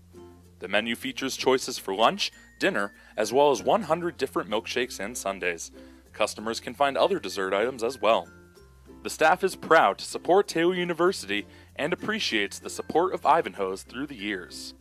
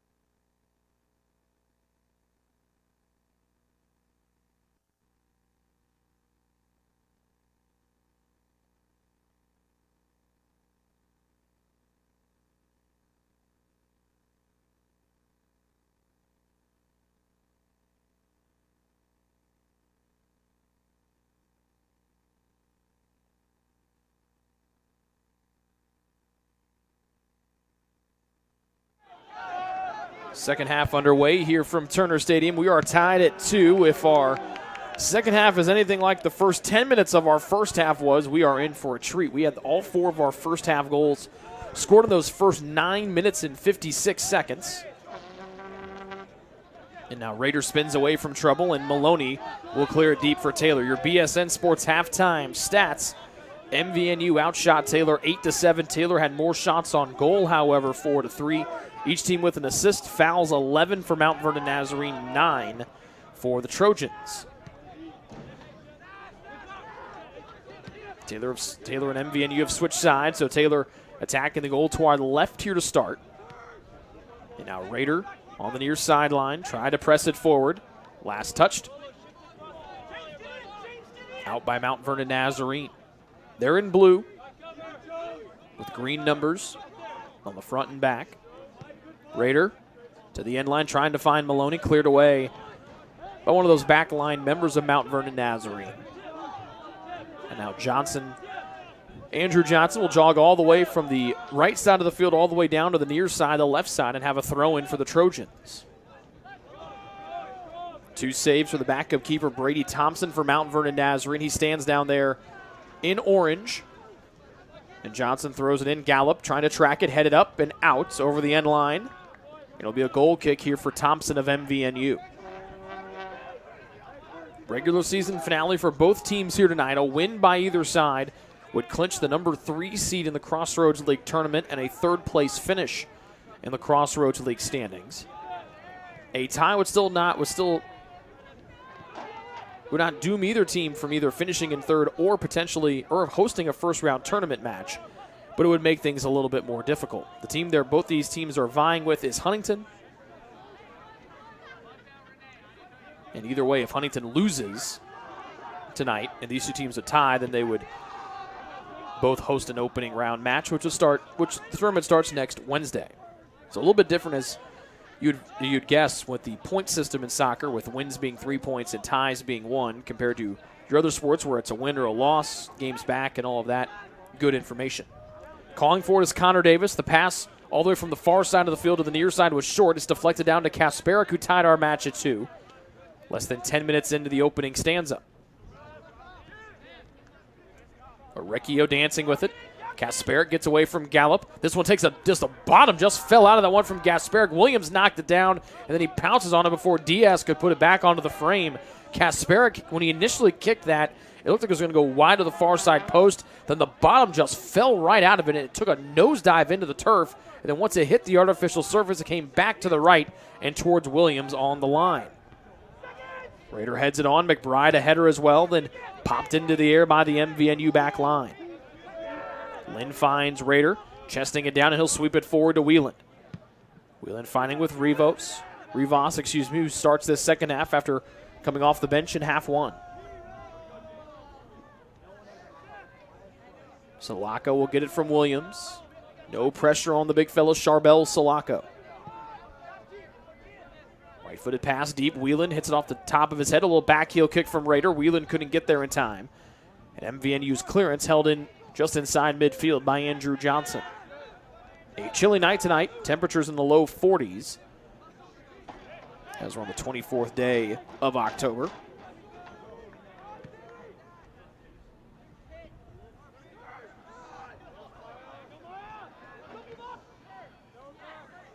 Here comes MVNU clearing on the far sideline. Kasperick shoved by Salako. It goes out. Off of whom? And it'll stay here with MVNU.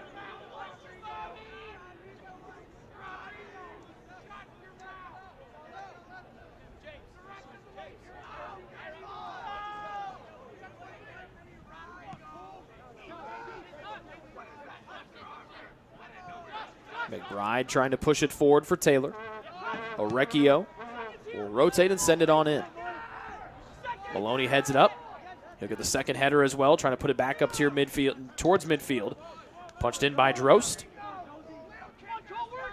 And Rivas is back in, heading it to the middle of the field for MVNU.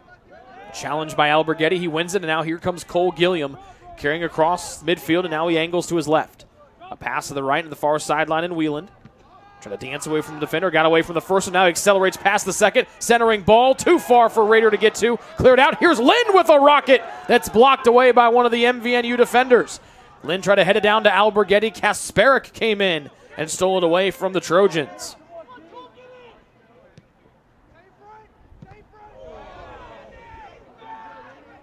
Johnson blocks that pass with the right side of his head, and now took a seat on the turf, then gets back up, still holding his head with both of his hands.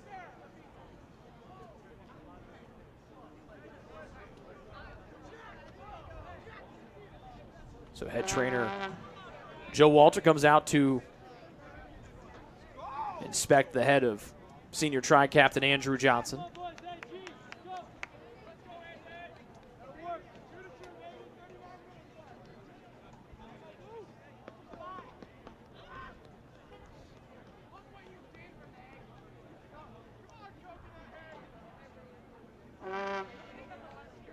Johnson still putting his face in his hands here.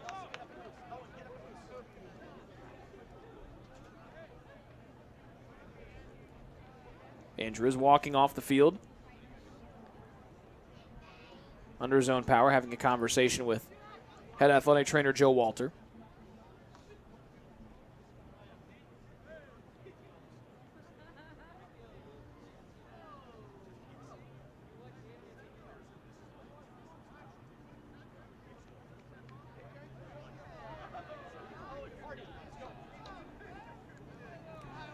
And Owen Hardy was getting loose, and so Owen will come in here and he will replace the injured Andrew Johnson.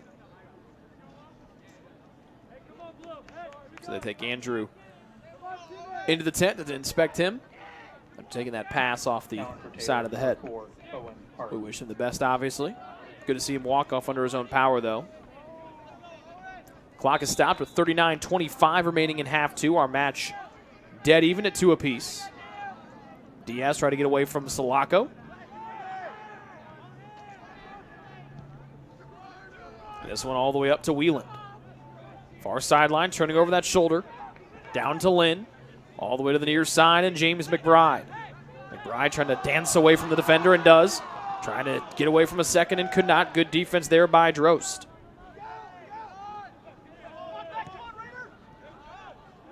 Pass will bounce all the way through a Taylor defender. Finds Connor Davis on the near sideline. Maloney marking him. He'll take it right off the toe and try to carry it up, but Davis gets it back and tries to run away from Maloney again.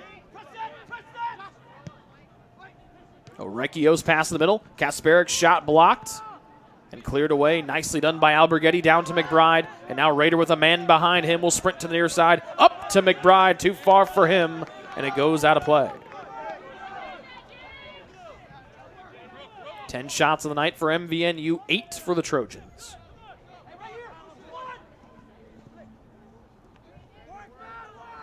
And Alberghetti will knife his way around Mount. Pulled on the shoulders. And there's the 12th foul against Mount Vernon Nazarene tonight.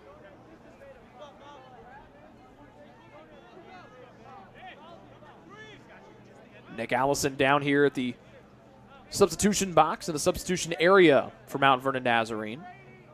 Ready to make his first appearance of the night. He's a freshman from Wooster, Ohio. And Gallup will drive one all the way from the defensive half. Had to back up near midfield by MVNU, and then Gallup will send it in again with the right foot. Raider measuring to the near side. It goes out. Raider saying it should stay with Taylor. Instead, he's overruled. And it'll go back to Mount Vernon Nazarene with Allison ready to come in. He replaces the forward, Kasparic, or the midfielder, Kasparic, excuse me. Number 26, Nick Allison. Oh, Nick, not Kasparic, excuse me. They beat that Brandon Mount, I apologize. Kasparic's still out there. Gallup knocks it down to Lynn for Taylor. Taylor attacking the goal to our left. No one plays Lynn, so he dribbles forward. Lynn fakes a pass. Versus the point attack near side. McBride trying to slip it on through to Lynn. Too far for him. Stolen away by Rivas of Mount Vernon Nazarene. Drost. He'll try to sprint away from Gilliam, who tries to stick with him step for step. Now to Diaz. Centering pass. Kasparic, top of the area. Dribbles it on a strong first touch. And he turns it over right back to Raider. He's got Whelan in front of him, but plenty of blue jerseys around. A short pass to Whelan, who gets with Rivas right on his back. Whelan double teamed, taken down, out of bounds. It'll stay with Taylor on a throw-in along the near sideline.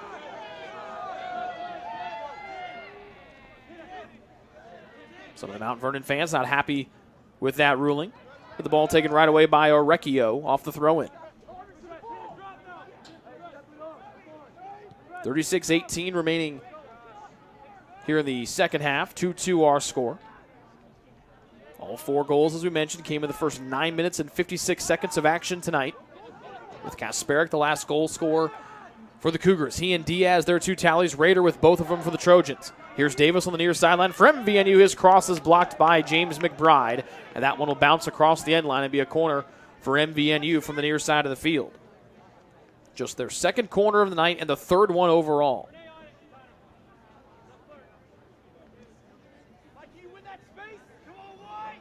And it looks like Diaz will be the one to take this one. He has a quick conversation with Davis on the end line.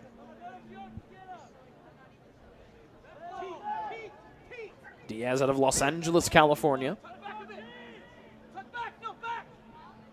Freshman midfielder, 5'10", scored the first goal of the night.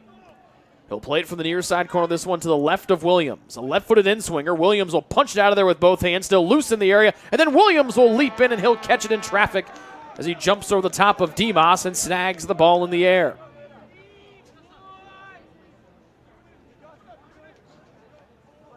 Just about 10 minutes in here to half 2. Good news for the Trojans. Andrew Johnson walking out, putting his jacket on out of the medical tent. So good to see Andrew walking up the near sideline, trying to stay loose. Clay Vanderkolk in for TU. Second sub of the second half for the home side.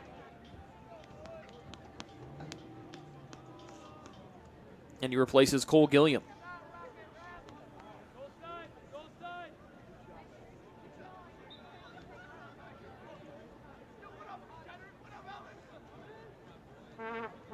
Trojans throwing it in. Hardy will race to it. Heads it back down into space. Alberghetti will push it on back. Make it Lynn actually pushing it back to Alberghetti. And here comes MVNU on a rub the middle. They've got Kasperic sprinting on to Denver, and he's behind Gallup. Kasperic on it. He falls down, and here comes the whistle. As MVNU head coach Zach Gansberg sprinting down the near sideline, right fist pumping in the air. Kasperic shoved from behind, and we'll see where they put or they rule this penalty to be issued at. Gallup, the Taylor defender, jogging to the near side of the field.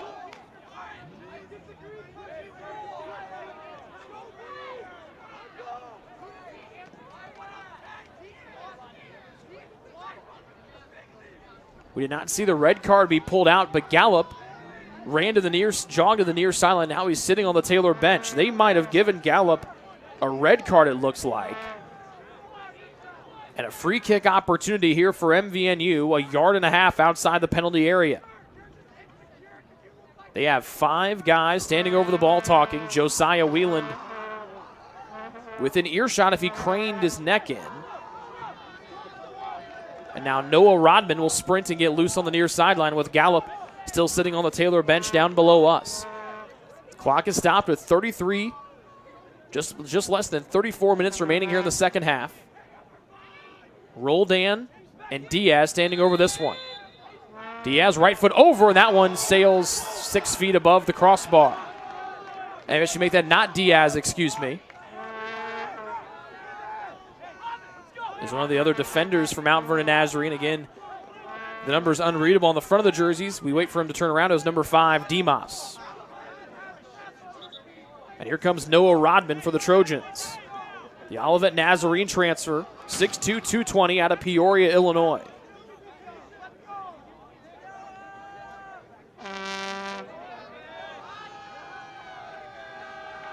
Gallup now off the Taylor bench.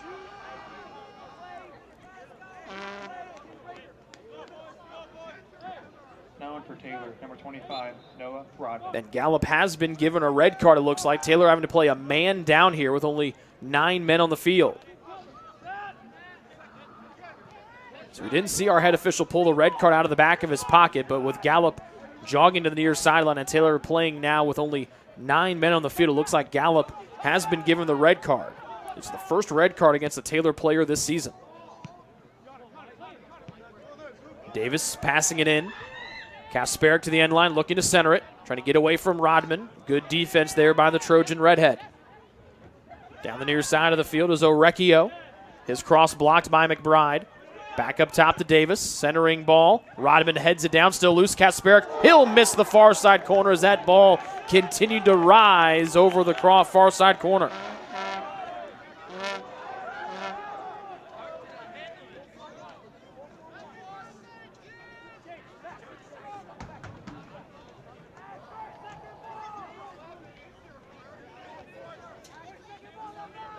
So Alex Gallup given a red card as he pushed Kasperick, who was on a dead sprint down from behind. It worked out in Taylor's favor at the moment, forced MVNU to take a free kick 1.5 yards outside the box, which sailed well over the crossbar.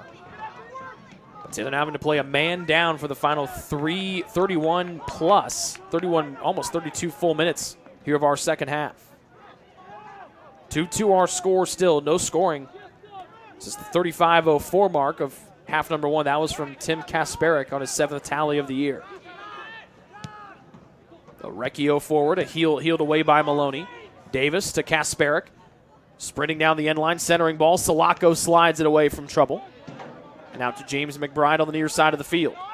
He'll dump it up to Rader, then back to Maloney. A man coming from behind. Maloney sprints. Still able to get the pass off to Rader. Slicing one through and trying to find Josiah Whelan. Back to Rader. Tapping it forward twice, 3 times. Spins away from trouble. Here comes Rader. He'll dump it in too far for Vanderkolk. Colin Gaines has it. Taps up the near sideline. MVNU still able to hold it in as Taylor watched that one, thinking it would sail out of bounds. Maloney trying to push it away from Kasperick. Pass in the middle of the field. Salako steps in front and knocks it down. Here comes Maloney into the attacking half for Taylor. Whelan to Vanderkolk, throws a toe out there, gets it in, swoops the ball away from trouble. Lynn to Maloney, near sideline, Rader. He has only the Taylor goals, had both the Taylor goals tonight. Whelan almost gave it away, then passes it over to Lynn. Ball goes to the defensive half and Rodman. Rader to Lynn. Will change the point of the attack and go far sideline to Juan Alberghetti. Taylor playing a man down after the red card issued a few moments ago. This one goes off of McBride. Scooped up by Orecchio, who carries all the way to the offensive half for MVNU. Vanderkolk a step away from poking that one to the center circle. Instead, MVNU controls, and they'll send this ball to the far side of the field where they will set things up. Less than a half hour to go here in half number 2. Our match tied at 2 apiece. If either of these two teams wins this match tonight, they will secure the 3rd seed in the Crossroads League tournament. Still an opportunity for either side to be a host for the first round if they would come away with a tie tonight or a loss. But it all depends on what Huntington does and what the other teams down below them in the standings do. Spots 3 through 8 in the Crossroads League standings, separated by no more than 3 points.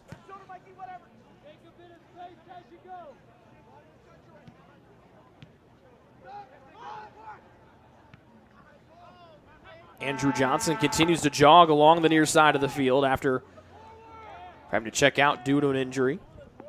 Took a pass or a shot off the side of the head. He now jogs under the watchful eye of athletic trainer Joe Walter. Lynn nullifies a scoring opportunity by Drost of MVNU. Wheeland knocks it down, and then the ball comes right back to him from Roldan. Rader escapes the grasp of Roldan and passes it over to Maloney. He now jogs back towards the center circle, sends it over Whelan's head, and headed out of there by Orecchio. And this ball goes to the far side of the field for Mount Vernon Nazarene. Diaz running up that far sideline. They don't pass it to him. Salako will send this one bouncing, and it'll be controlled easily by Dimas of MVNU.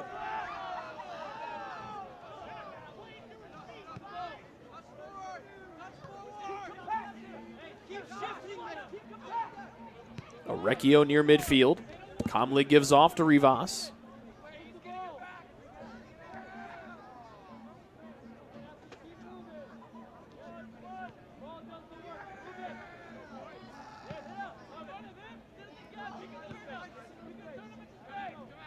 Orecchio near sideline, steps across midfield, fakes the pass to his left, and then goes back to Rivas in the defensive half. Andrew Johnson has had a brief chat with trainer Joe Walter, and his jacket comes off. Looks like the tri-captain will be getting ready to come back in here at the next chance. On the field, the ball deflected out by TU, so another corner upcoming here for Mount Vernon Nazarene. It'll be their third of the night. It'll come from the far sideline. Kasperic had it. Now he gives off to Davis, number 9. Less than 27 minutes remaining here in half number 2. Score tied at 2. So here comes Davis. Right foot from the far corner. Short one popped into the air. Whelan rises above everybody. Raider try to pop it forward. Held in by MVNU. Still headed into the box. Docked around Maloney. There's a waved off as Maloney collided with Drost from behind. MVNU looking for a foul inside the area. It will not come. And the ball sent out to the far sideline. Goes out of play, and Taylor will have a throw in. With Andrew Johnson hopping up and down. Now the senior tri-captain will re-enter for TU. Taylor, number 8, Andrew Johnson.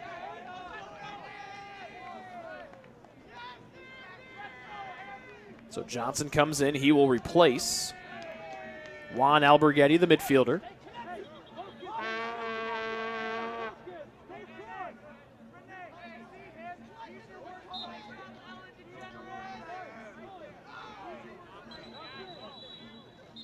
And now whistles blowing everywhere.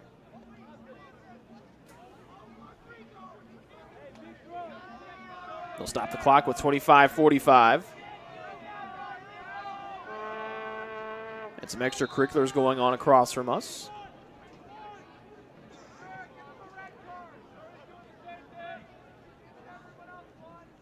Vanderkolk sent in by Johnson, trying to find James McBride. Cut off by the MVNU defense. Into space, Orecchio able to get back to his feet and give it off to Davis.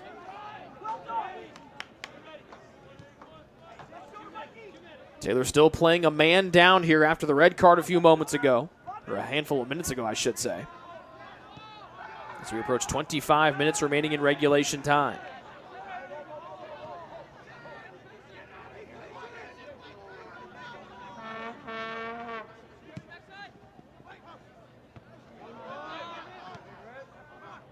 Raider down to Lynn, racing to the near sideline. To Maloney, 2 defenders collapse on him, up to McBride.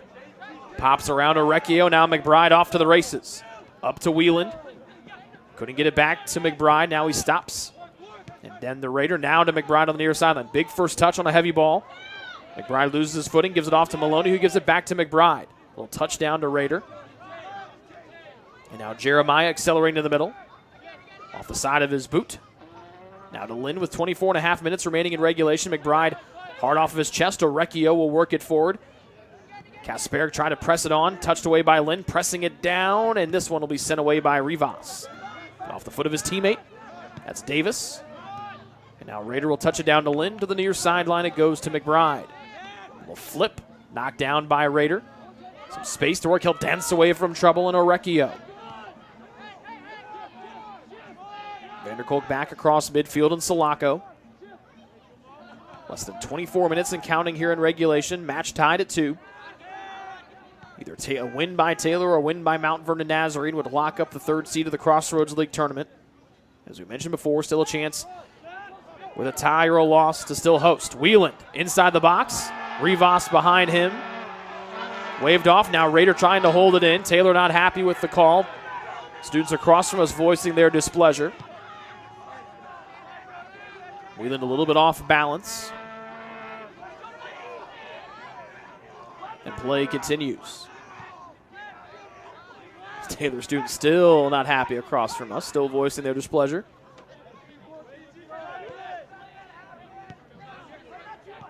As we approach 23 minutes to go here in the second half.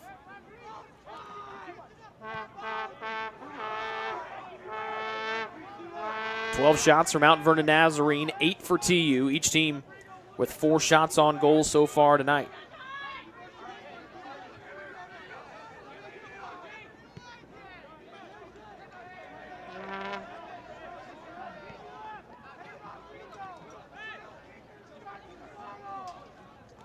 Each goalie is allowed 2 goals tonight. Each has stopped 2 shots. Nice little move, long shot, and Williams will watch this one sail wide, but it'll be deflected away by the Trojans. And a corner upcoming here for MVNU.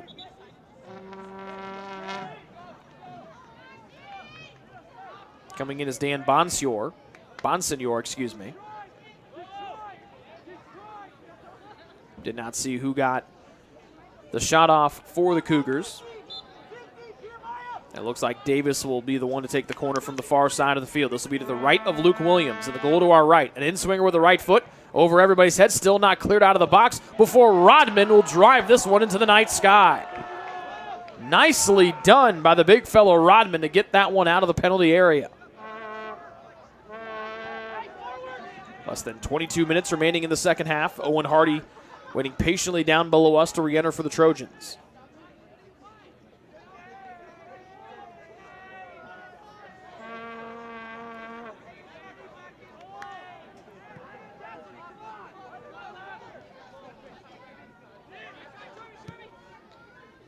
Sammy Atkins ready to come back in for MVNU. This one headed up, backpedaling and stopping it 3 yards in front of the goal line is Williams.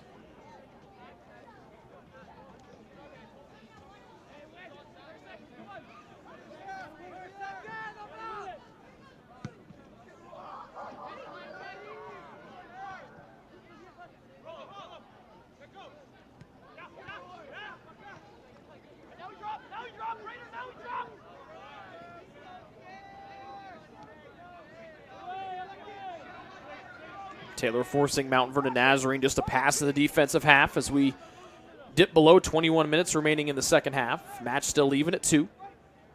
Another long pass in. Williams comes out, snags it. As they tried to find Hidadrost, did MVNU.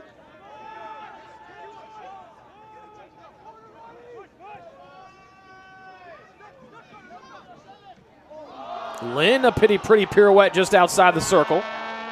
Wieland faking crosses now, trying to find Lynn, who tries to cut off the man in front. And a foul called against Peter as he tried to knife his way in. Couldn't get around the defender and went through his back. 10th foul against the Trojans tonight. 12 for MVNU, and the Trojans have the only card tonight, a red card to the starting defender, Alex Gallup. So the Trojans playing a man down here for the last 10 minutes plus.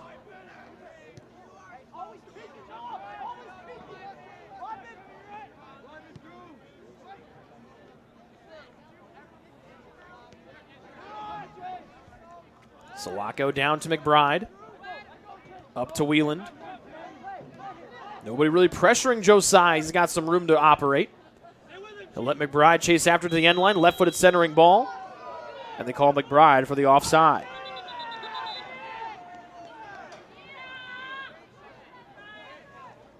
First offside against TU this evening.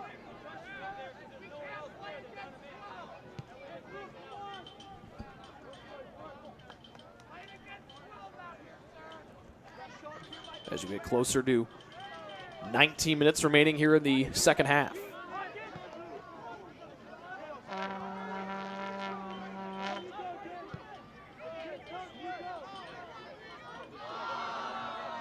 Overstepping it, Diaz will try to hold it in after his teammate on the far sideline tried to let it roll on through. That one almost dangerously rolled out of play.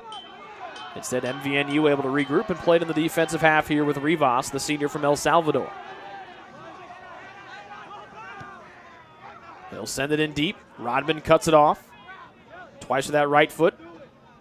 Then stepping through the traffic will be Lynn to intercept. Taylor with the ball at their feet. Lynn, little stutter step move. We'll send this one around a defender all the way to the other penalty area with the backup keeper, Brady Thompson. We'll touch it off, and MVNU will set things going in motion again from the defensive half. Orecchio.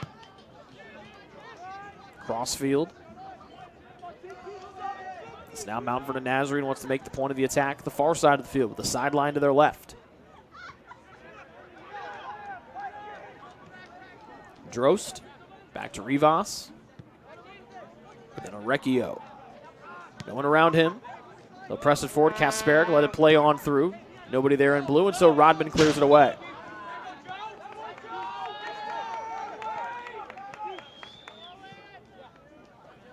Sammy Atkins comes in. First time we've seen him here in the second half. Mount Vernon, number 12. Lennon Vanderkolk exit. Now in Alberghetti and Hardy back on for TU. number 5, Juan Alberghetti.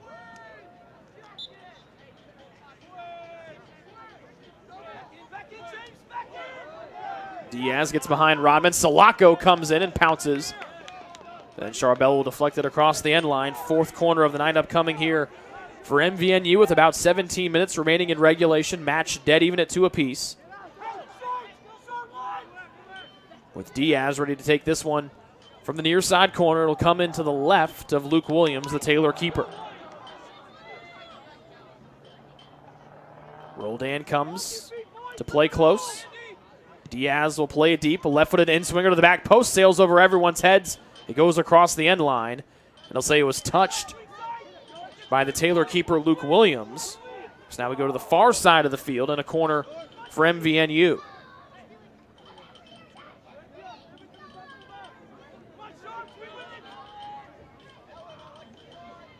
A right foot in-swinger to the back post over everybody. And this one across the end line. This will be a Taylor goal kick. Trying to see the man that they were trying to find ran his hands through his hair in frustration. Again, we'll have to wait for him to turn around to see the back of that number. And it's the new man in, Ethan Richter, number 21. Or no, excuse me, make it Dan Bonsior, wearing number 21 tonight. I apologize. Those numbers on the front, very small, unreadable on the front. With the green and blue. Numbers much larger on the back, so we have to wait to see who they are when their backs are turned to us. Some of them have identifiable marks. Rivas with the captain's armband on his left. Paul McBride checks in for the first time in the second half for Taylor. He replaces Josiah Whelan. Number 11, Paul McBride. Matt Roldan wearing the long white sleeves tonight, which helps us up here in the booth.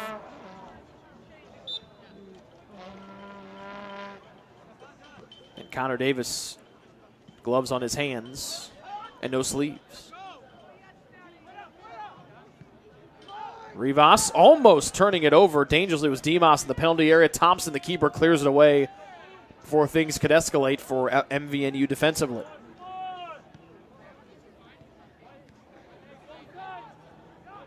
Hardy to Johnson, into the box. A line drive headed away by the MVNU defense. Maloney comes crashing in. He'll poke it away, then sweep it away from Atkins. Alberghetti in. Couldn't find Rader. Paul McBride heading down to space near side. James trying to get to it. And then Orecchio will send it again to the far side of the field. Just about 14 and a half minutes remaining in regulation. Taylor playing a man down after the red card to Alex Gallup about 15 minutes ago. Our match still even at 2. Shots in favor of Mount Vernon Nazarene, 13-8. But each team with only 4 shots on goal tonight. 2 goals and 2 saves. Hardy stops and starts. With a punch forward, Hardy loses his footing, but here's Paul McBride with the ball at his feet. Trying to thread it on through to Rader. Hardy comes knifing in, deflecting it to the middle, but MVNU with blue shirts only around that loose ball. We mentioned the other identifiable marks. Connor Davis ready to come back in. He has the gloves and the captain's armband on that left bicep.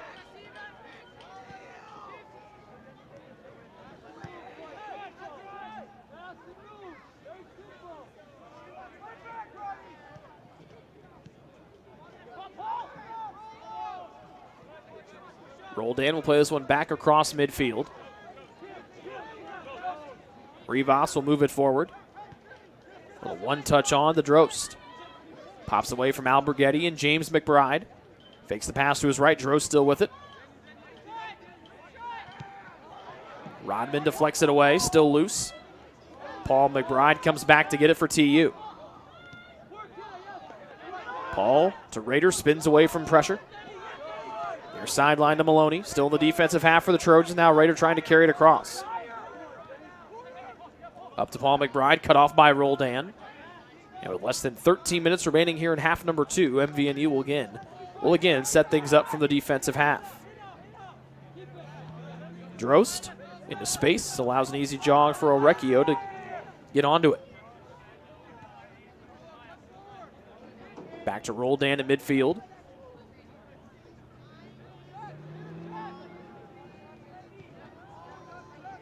Rivas in the defensive half. And then to the near sideline and Orecchio again, who's had the ball at his feet a lot more than what we saw in the first half. Thinking about a long shot was Bonsignor. Moving with it down the near side of the box. Back again to Orecchio. Now Orecchio turning forward. A little slip onto the edge of the box. Here's Atkins, centering ball. Backside post, headed out of there by Andrew Johnson. Top of the box is Drost. His shot, save in the hands on a snag by Luke Williams. Fourth save for Luke tonight. Keeps our match knotted at 2. Less than 12 to go here in regulation time. The winner of tonight's contest, if we have one, would be the 3rd seed in the Crossroads League tournament. Hardy fighting for it, hands wide, trying to show he didn't commit a foul. And now Mount Vernon Nazarene turns it up the far sideline. Diaz almost turned it over right to the foot of his teammate. So no damage done so far. Drost trying to thread it on through. Rodman throws that forehead in front of the ball. Alberghetti sent down to the turf, and a foul comes against Hida Drost, who angrily disagrees with the call from our head official. Foul number 13 against MVNU tonight. As we approach 11 minutes remaining. And Kasperic and Alberghetti disagreeing on where the ball should be played from for the TU free kick.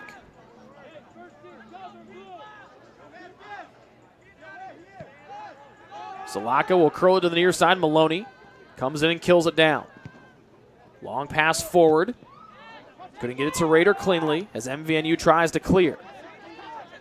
Kasperic stepping across midfield, passing on to the near sideline, and Sammy Atkins. Rodman marking him. Atkins wanted to go to the left, and Rodman just pokes it away. Lynn, Vanderkolk, and Whelan come in for Taylor. Davis comes back in for MVNU. Paul McBride, James McBride, and Owen Hardy all exit for the Trojans. And it looks like Dan Bonsignor, with those neon yellow and black boots, will walk off the field here for MVNU on the substitution. 2-2 as we hit 10 minutes remaining here in our second half of the regular season finale here from Turner Stadium tonight. Been a fun one so far. And Taylor will deflect it across the end line. Mount Vernon Nazarene getting ready for corner kick number 6 here on the evening. They've had 6 corners to Taylor's 1. And the corner kicks they came in, Mount Vernon Nazarene did, with less than their opponents when play started tonight. Diaz runs that left hand through his hair, right hand into the air, left foot into the ball, and in-swinger. Williams will get his hands on it, punch it away. Raider tried to knock it away. Orecchio near the top of the area. He's knocked down, and then Rodman will send it to the sky. Lynn tracking in the air, takes a left-handed, left-footed bounce. And then Lynn tried to work it away to the near sideline. It goes out as Davis was trying to keep it inside in the near sideline for MVNU.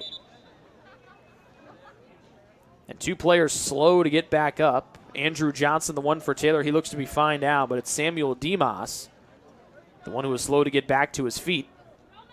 Clock stops with 9:09 left to go at half 2.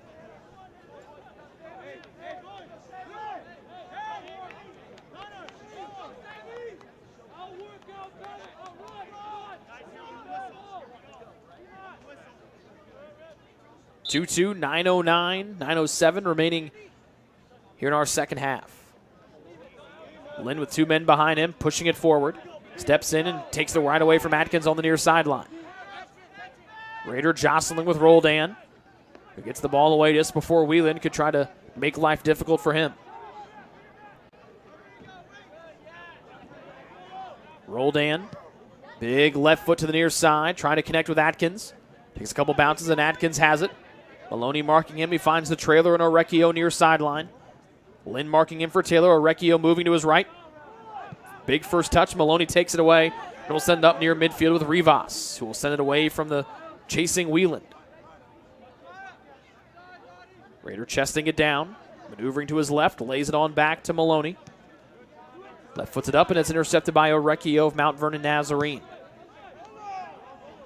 And then Orecchio plays it all the way back to Dimas. We got a little bit dinged up on that corner kick a few moments ago, but looks to be moving a little bit better now. Wieland riding the man down from behind. That was Drost. And Josiah whistled for the foul. The 11th one against Taylor tonight. The two teams have combined now for 24 fouls on the evening as we dip below. 8 minutes remaining here in the second half. 2-2.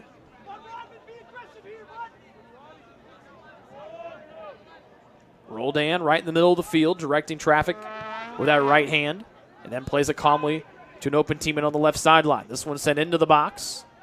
Headed into the air, still back out near the top of the area. Knocked out by the left shoe of Lynn. And here's Vanderkolk running with Rivas holding on to his back. We'll dump it down to Lynn. Trying to get away from Orecchio, who wraps him in a bear hug and takes him down to the turf. And then Maloney will play it up to Wieland, who dances in front of Rivas. Wieland to the middle of the field, and Vanderkolk try to give it back to Wieland. The pass was blocked. And Diaz jumps over Vanderkolk and gets up looking for a foul that will not come. Ball sent to the near sideline. Drost with Raider marking him. Passing to the middle. And Roldan. Roldan accelerating up the middle. Gets away from Alberghetti, and Juan takes his legs out, and it's called for the foul. And this might be a yellow card here against the Argentinian. So it'll just be a foul, the 12th one against TU tonight. The clock stops with almost 6.5 minutes remaining here in our second half. Match still tied at 2, and another set-piece opportunity upcoming here for Mount Vernon Nazarene. Davis and Diaz stand over the ball. Davis setting it with his gloved hands.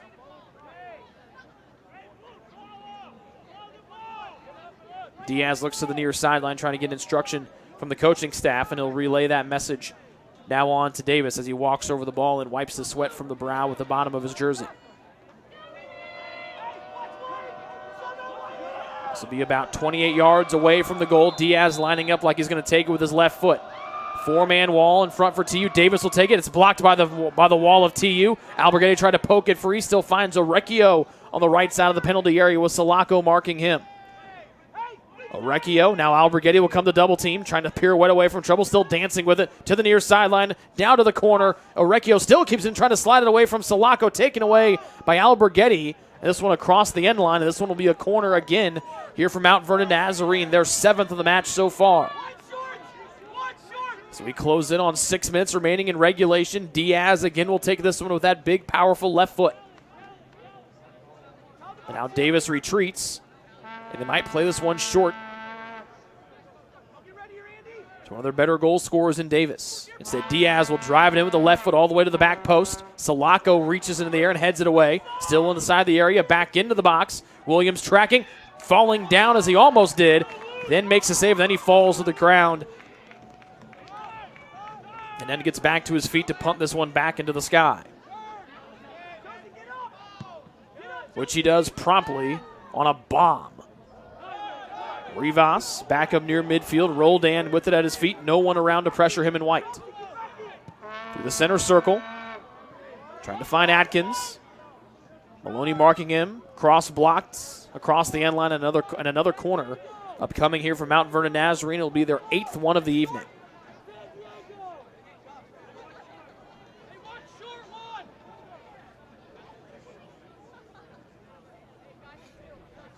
Diaz again will take it from the near side corner. He'll play it in with the left foot. This one will come into the left of Luke Williams, the Taylor keeper, in the goal to our right. 2-2 match as we approach 5 minutes remaining here in the second half. A low short one, a one-timer will sail just wide of the outside of the goal to the near side. An absolute laser beam from what looked to be Tim Kasparek, who has taken the majority of the shots tonight for MVNU, and that one inches away from giving MVNU their second lead of the night. Shot number 6 for Kasperick. He's had close to half of their shots tonight, and that one hits the outside netting. And our match remains tied at 2 as we now dip below 4.5 minutes remaining here in our second half. From our vantage point, it looked like that ball might have gone in, but then the despair and the frustration from Kasperick let us all know that the ball was just wide, but not by that much. An excellent little play there from MVNU. You could hear the Taylor bench telling their mates on the field to watch out for the short corner. As again, Taylor having to play a man down here after the red card issued about 27 minutes ago. Maneuvering in MVNU. That was Demas to the middle. Roldan's shot will go wide of the near side post. Second shot from Roldan tonight.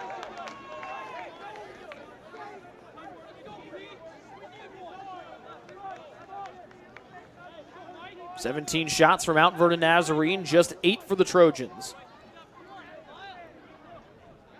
And they've only had a shot or 2 here in this second half. Almost 3.5 minutes remaining here in half number 2. 2-2 our score. A win tonight from either of these teams gets them the 3rd seed in the Crossroads League tournament starting next Wednesday. Wheeland trying to keep pressing it forward, taken away by the Mount Vernon Nazarene defense. Johnson collides with Diaz. And right when Johnson collided with Diaz, his hands went into the air to say that's not what he meant to do. But after the history between Johnson and Diaz, which forced them to be called together by our head official to talk things over earlier in our first half, no surprise to see the card come out against Andrew Johnson. Just the second card issued all night. Both have been against TU.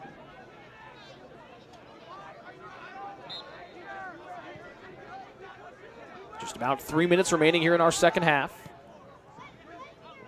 MVNU has had the ball most of the second half. He got very close on the last Kasperick shot to going back ahead by 1. Rivas to Demas. And then to Roldan across the purple Trojan head logo at midfield. Orecchio with Lynn marking him, popping it around Lynn. Kasperick trying to shake away from Jeremiah Rader and gives it off to Orecchio. Steps back to the defensive half across midfield. Roldan to the far sideline. And Taylor's had to play a more conservative game here ever since they've been playing a man down. The ball rolls aimlessly to the middle of the field. Roldan will scoop it up. Volleyed into the area. Sulaco heads it out of trouble. Rader chests it down and then clears it up towards midfield. Held in by Demas of MVNU.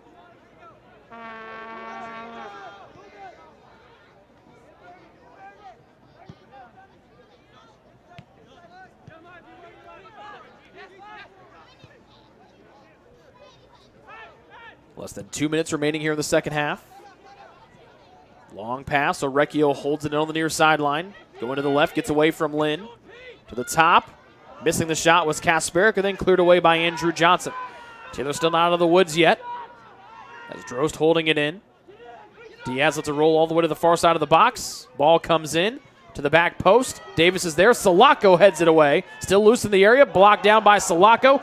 Another shot by Kasperick as MVNU still looks for handballs. Davis' shot blocked by Rader. This shot, the clearance goes off of the back of the referee. Johnson still trying to clear it. Still loose on the end line. And then finally Andrew Johnson will clear to the far sideline as the MVNU bench down below us holds 2 fingers in the air, saying that they thought there were 2 handballs against Taylor inside the penalty area during that most recent scrum. And now you hear the announcement, we're below a minute to go, end line. Davis has to go off of his legs and out of play across the end line, and a goal kick for Taylor.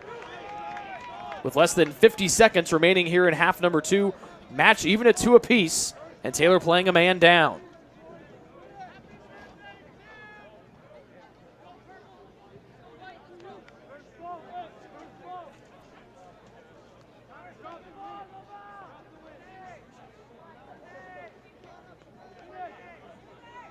Williams taking his time. A short goal kick. Hits the turf and headed back in by MVNU. Alberghetti got his head on it. Kasperick got a toe on it. And now roll down will set things up as we approach 10 seconds remaining here in our second half. 9, Salako heads it away from trouble. 7, 6, 5. Vanderkolk pressing 4, in. 3, 2, 1. And we are headed to extra soccer and overtime. 90 minutes not enough. We are tied at 2 after a scoreless second half. Here on the Trojan Sports Network, we're back with overtime right after this.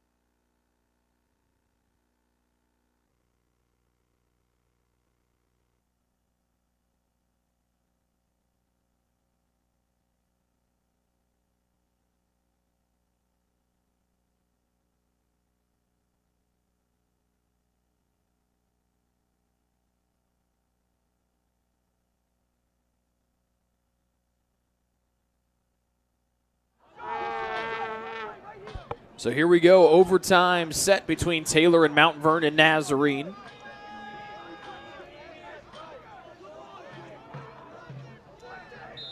And Dan Bonsignor, who's been a reserve most of the night, will get the start here in the first overtime. Taylor continues to play down a man after Gallup received the red card back with about 31 minutes or so to go in the second half. The Taylor students that have filled the bleachers across from us, they have now vacated the bleachers. They are now standing on the turf, hoping to rush the field again like they did 2 weeks ago to the night when Taylor knocked off Marion just about a minute or so, 30 seconds or so, remaining in that double overtime session on the Jeremiah Rader indirect free kick.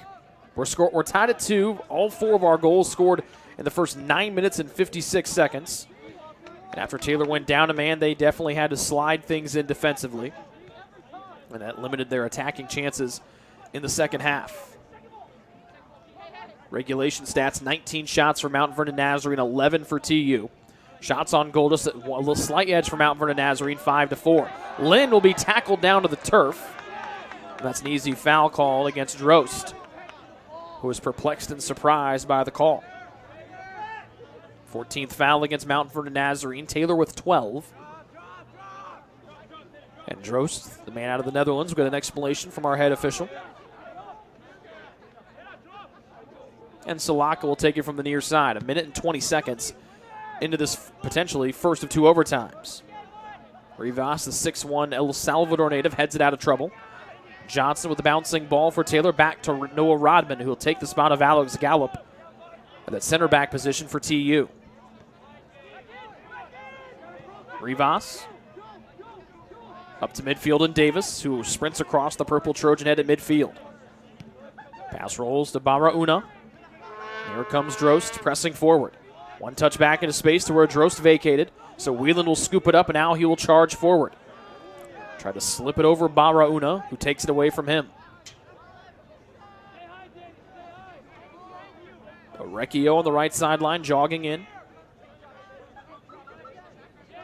And then back to Rivas in the defensive half. Just past 2 minutes gone here in this first overtime. 2-2 our score. Drost has it bounced up between his knees. Lynn will take it from him and dump it down to Johnson. This one goes over Josiah Whelan's head, and this one easily controlled by Demas at midfield.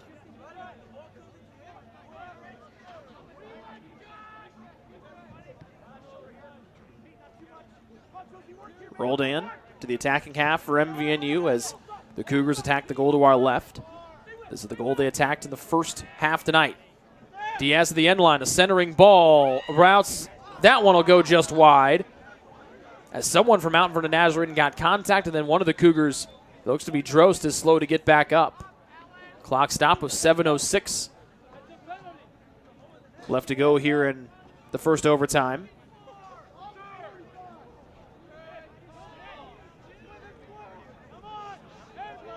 We did not get a good look at who was sent spiraling.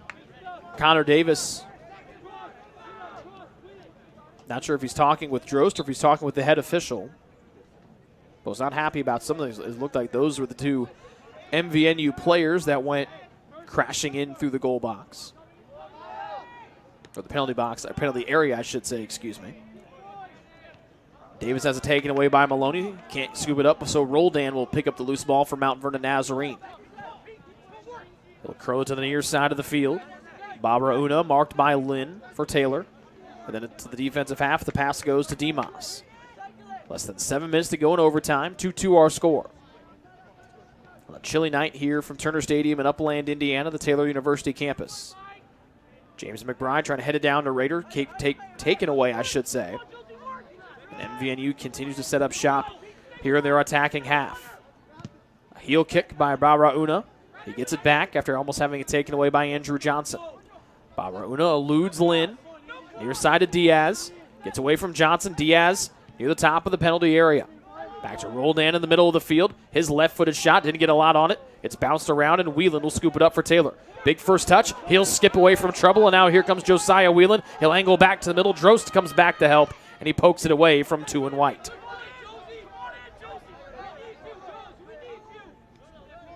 Roldan eluding Lynn. Rodman muscles his way forward. The clearance held in by Drost of MVNU.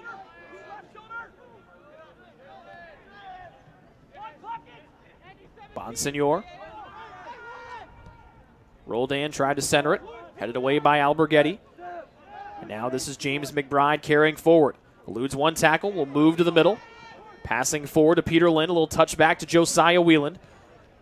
Then back up to Lynn in the middle of the field. He finds McBride trailing the play left side. McBride, a left-footed shot, and easily snagged in the stomach by Brady Thompson. Third save of the night for Thompson, the backup keeper for Mount Vernon Nazarene. First one for James McBride. And that was the first shot for the Trojans and the first time they've had the ball in their attacking half in the last half hour of game time or so. Halfway home here in overtime. Number one potentially. Barbara Una to the middle. That's where he was looking. And Connor Davis, the junior midfielder, will sprint to the middle. Sizing up a long shot, blocked by Alberghetti of Taylor. Lynn boxing out Davis. And Davis called for the foul as Lynn sent spinning down to the turf. Foul number 15 against MVNU. The Trojans with 13 to their name. Actually, make it their 14th, excuse me.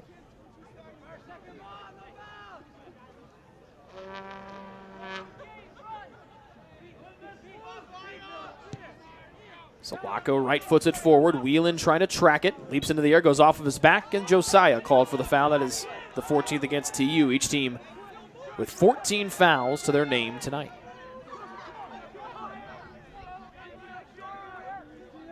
Less than 4 minutes remaining here in the first of what could be two overtimes.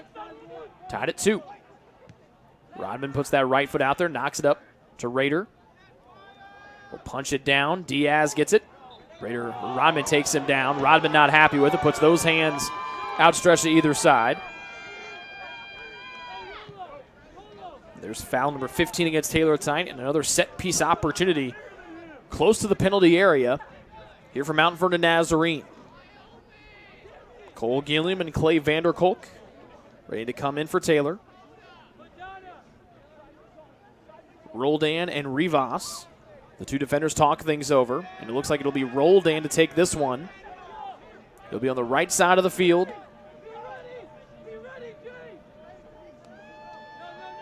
Let's call it 27 yards out. Roldan, left-footed volley in, just wide of the near side post. Salako and Williams down for Taylor. Williams punching the turf, now rolls over to his knees. Salako sitting up. But there's also an MVNU player. That was the defender, Rivas, that was down in the goal, gets back to his feet. Comes over and tries to offer his hand to Williams, who's in a lot of pain right now. Luke back to his feet. Was bent over at the waist, now stretches back up, and now bends over at the waist again. Clock is stopped with less than 3 minutes remaining here in the first overtime session tonight. Still tied at 2. And Williams stretching out that right leg. Drew Sesnoff has got the coat off, is putting the gloves on, and it's about to get loose with Joaquin Hansen, the other goalie on the Trojan roster, just in case Luke Williams cannot continue here so far. And it looks like Luke is going to stay in here as he goes to pick up that loose ball behind the goal mouth. Head athletic trainer for the Taylor soccer team, Joe Walter, relays what he might have talked things over with Luke to head coach Gary Ross. Luke will swig some water. And he's going to let Salako take the goal kick. Lynn and Whelan exit. Gilliam and Vanderkolk come in for the first time here in overtime number 1.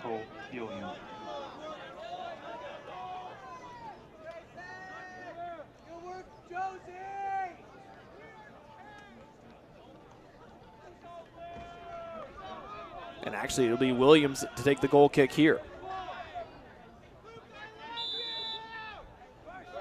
As one of the Taylor students professes their love to Luke Williams.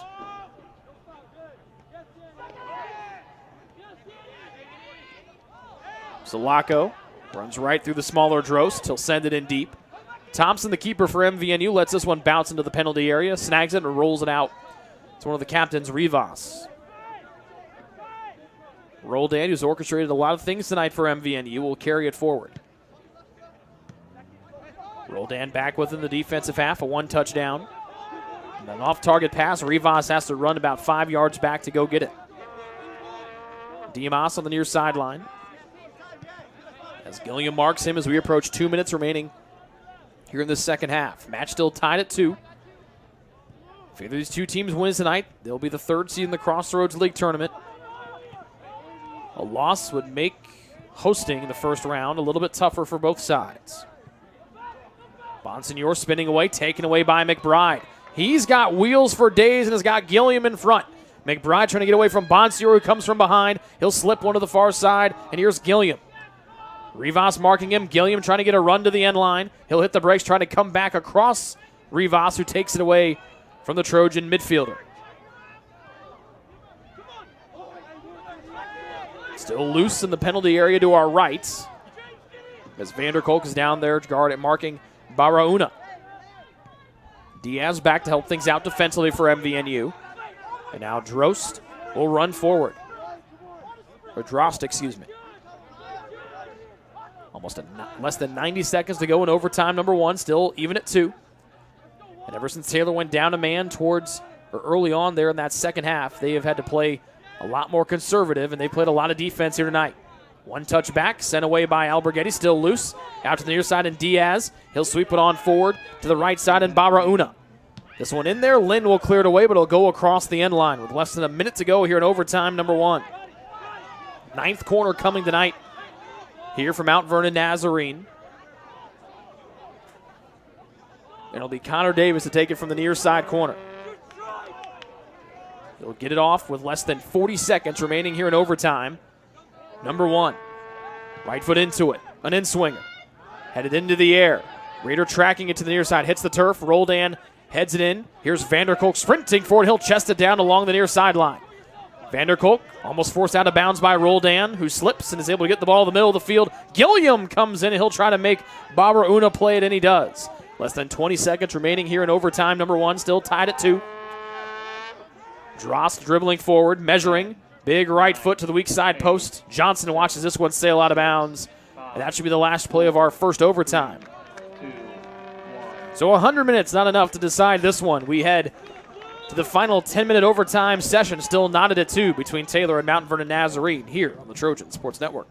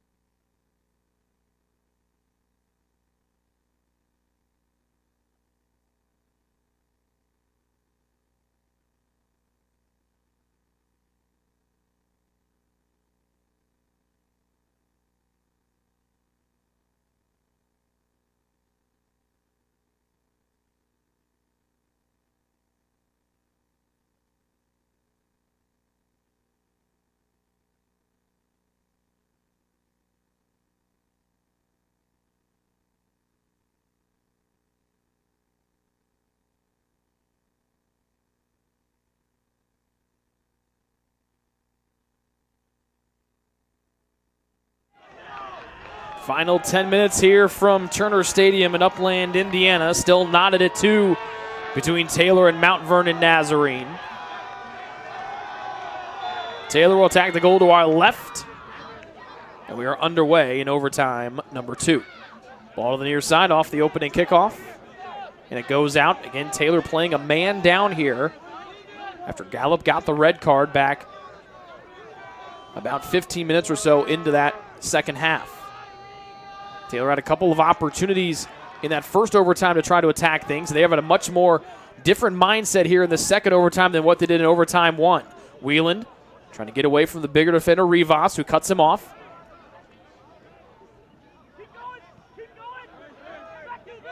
And Drost will dribble up for Mount Vernon Nazarene. Pass to the near sideline. It'll be controlled by Orecchio.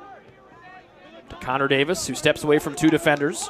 And now to Kasperick, who tied our match at 2 all the way back in the first half. All 4 goals scored in the first 9 minutes and 56 seconds. Kasperick, a long shot. Goes wide. Stopped by Williams before it could go out. And Bonsignor will make him pick it up.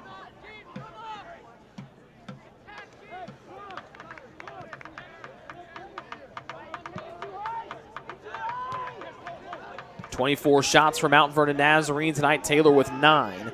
And a lot of those came after Taylor started playing a man down. McBride will block this one out with his shoulder. And MVNU will throw it in almost 90 seconds in here to our final overtime session tonight. Dimas up to Drost. Moving to his right. Will pass to his right. Maloney tried to throw a hip in front of it. Could not cut it off before it got to Kasperick. It goes out and Kasperick will throw it in. Roldan up to Kasperick. And then here's Dimas. Bounced in. Rodman clears it away for Taylor for the time being. Whelan jumps into there, has it bounce past him, and Roldan will send it down to Dimas.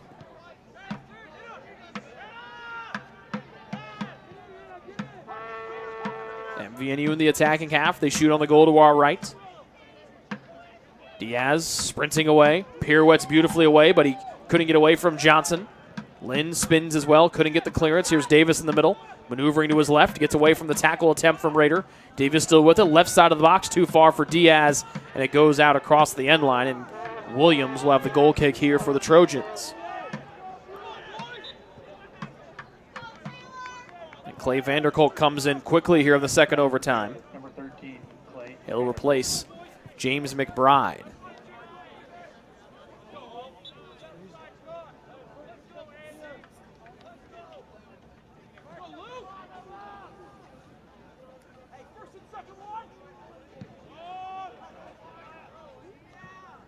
Williams' goal kick. Orecchio controls and dumps down to Kasperick. Back to Orecchio, right side of the field. He'll now maneuver to his left, then retreat back over that left shoulder. To the middle of the field, the pass goes to Roldan, who will left foot one down to the near sideline. This will be Kasperick. He gets away from Vanderkolk, puts one into the far side post, missing everybody. Headed up by Johnson and snagged on the goal line, and then keeping his feet and the ball out will be Luke Williams. A beautiful ball sent in by MVNU. It curled right away. It missed the intended target. Johnson tried to clear it. It went up into the air and almost into the goal. Williams stopped it and then put the ball out across the line as his feet dangled inside the goal mouth.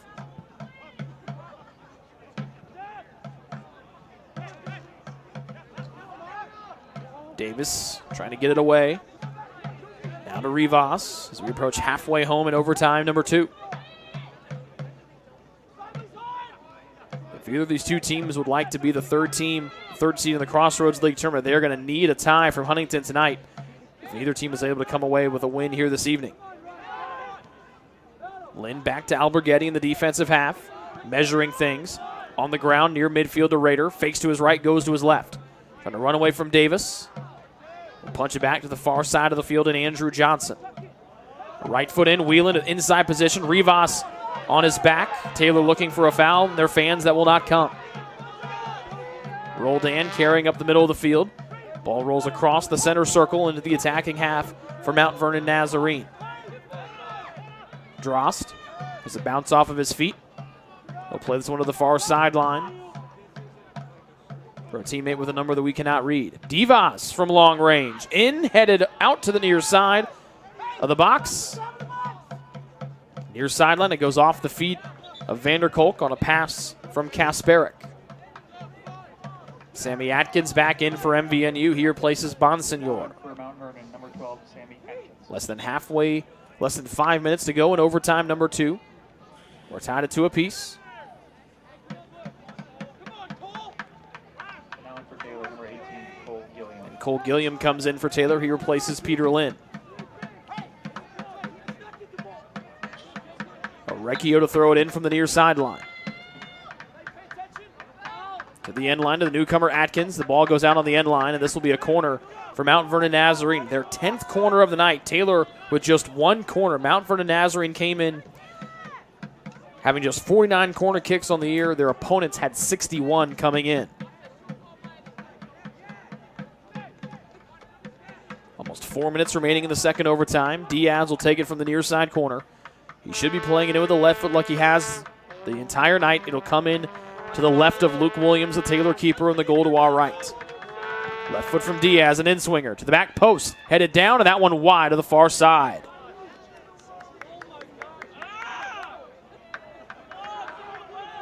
It was a Drost who got his head on it, I think.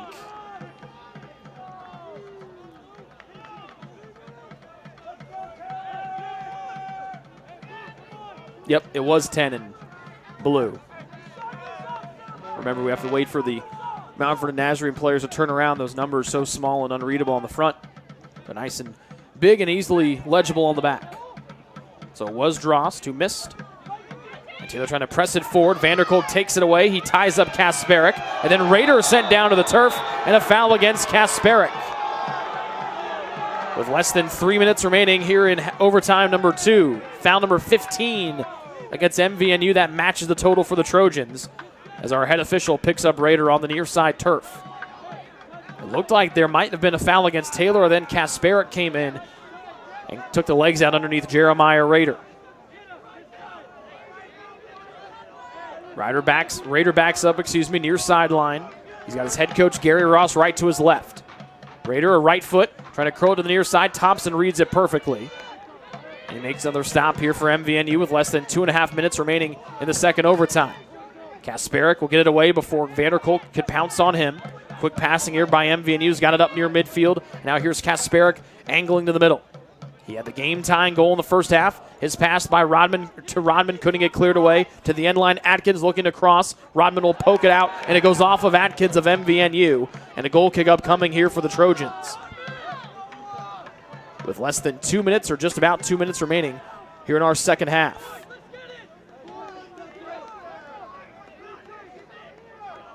A Luke Williams goal kick to get things going once again.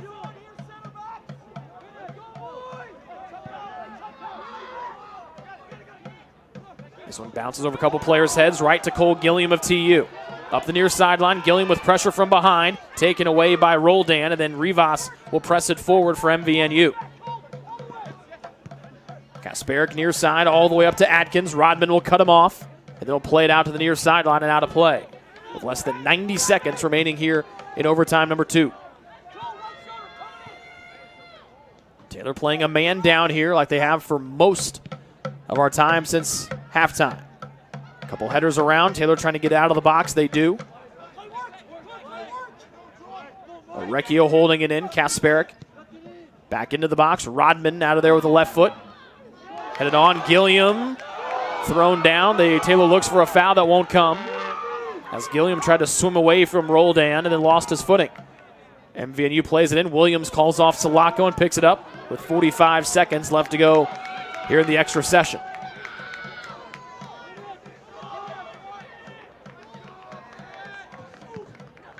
Williams will sky it. Wheeland kicks it and it goes off of his face. And they'll call a handball against Taylor. The students across from us not happy with that one. Less than 30 seconds remaining here in overtime number 2. We'll see what MVNU's got cooked up on the free kick from the far side of the field.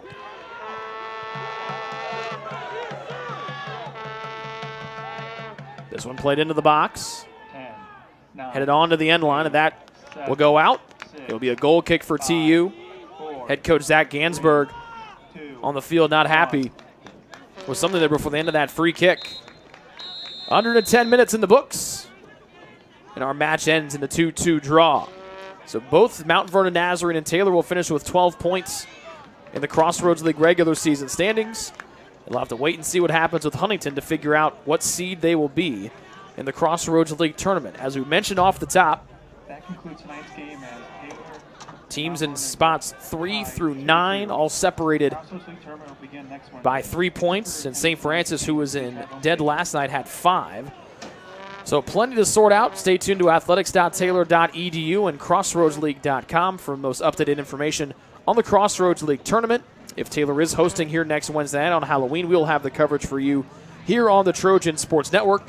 We hopefully will have the information before the end of the evening tonight. Special thanks to Liam, our camera operator tonight. We thank you folks for tuning in here tonight as well. This has been a presentation of Taylor Men's Soccer here on the Trojan Sports Network. Good night from Upland, Indiana.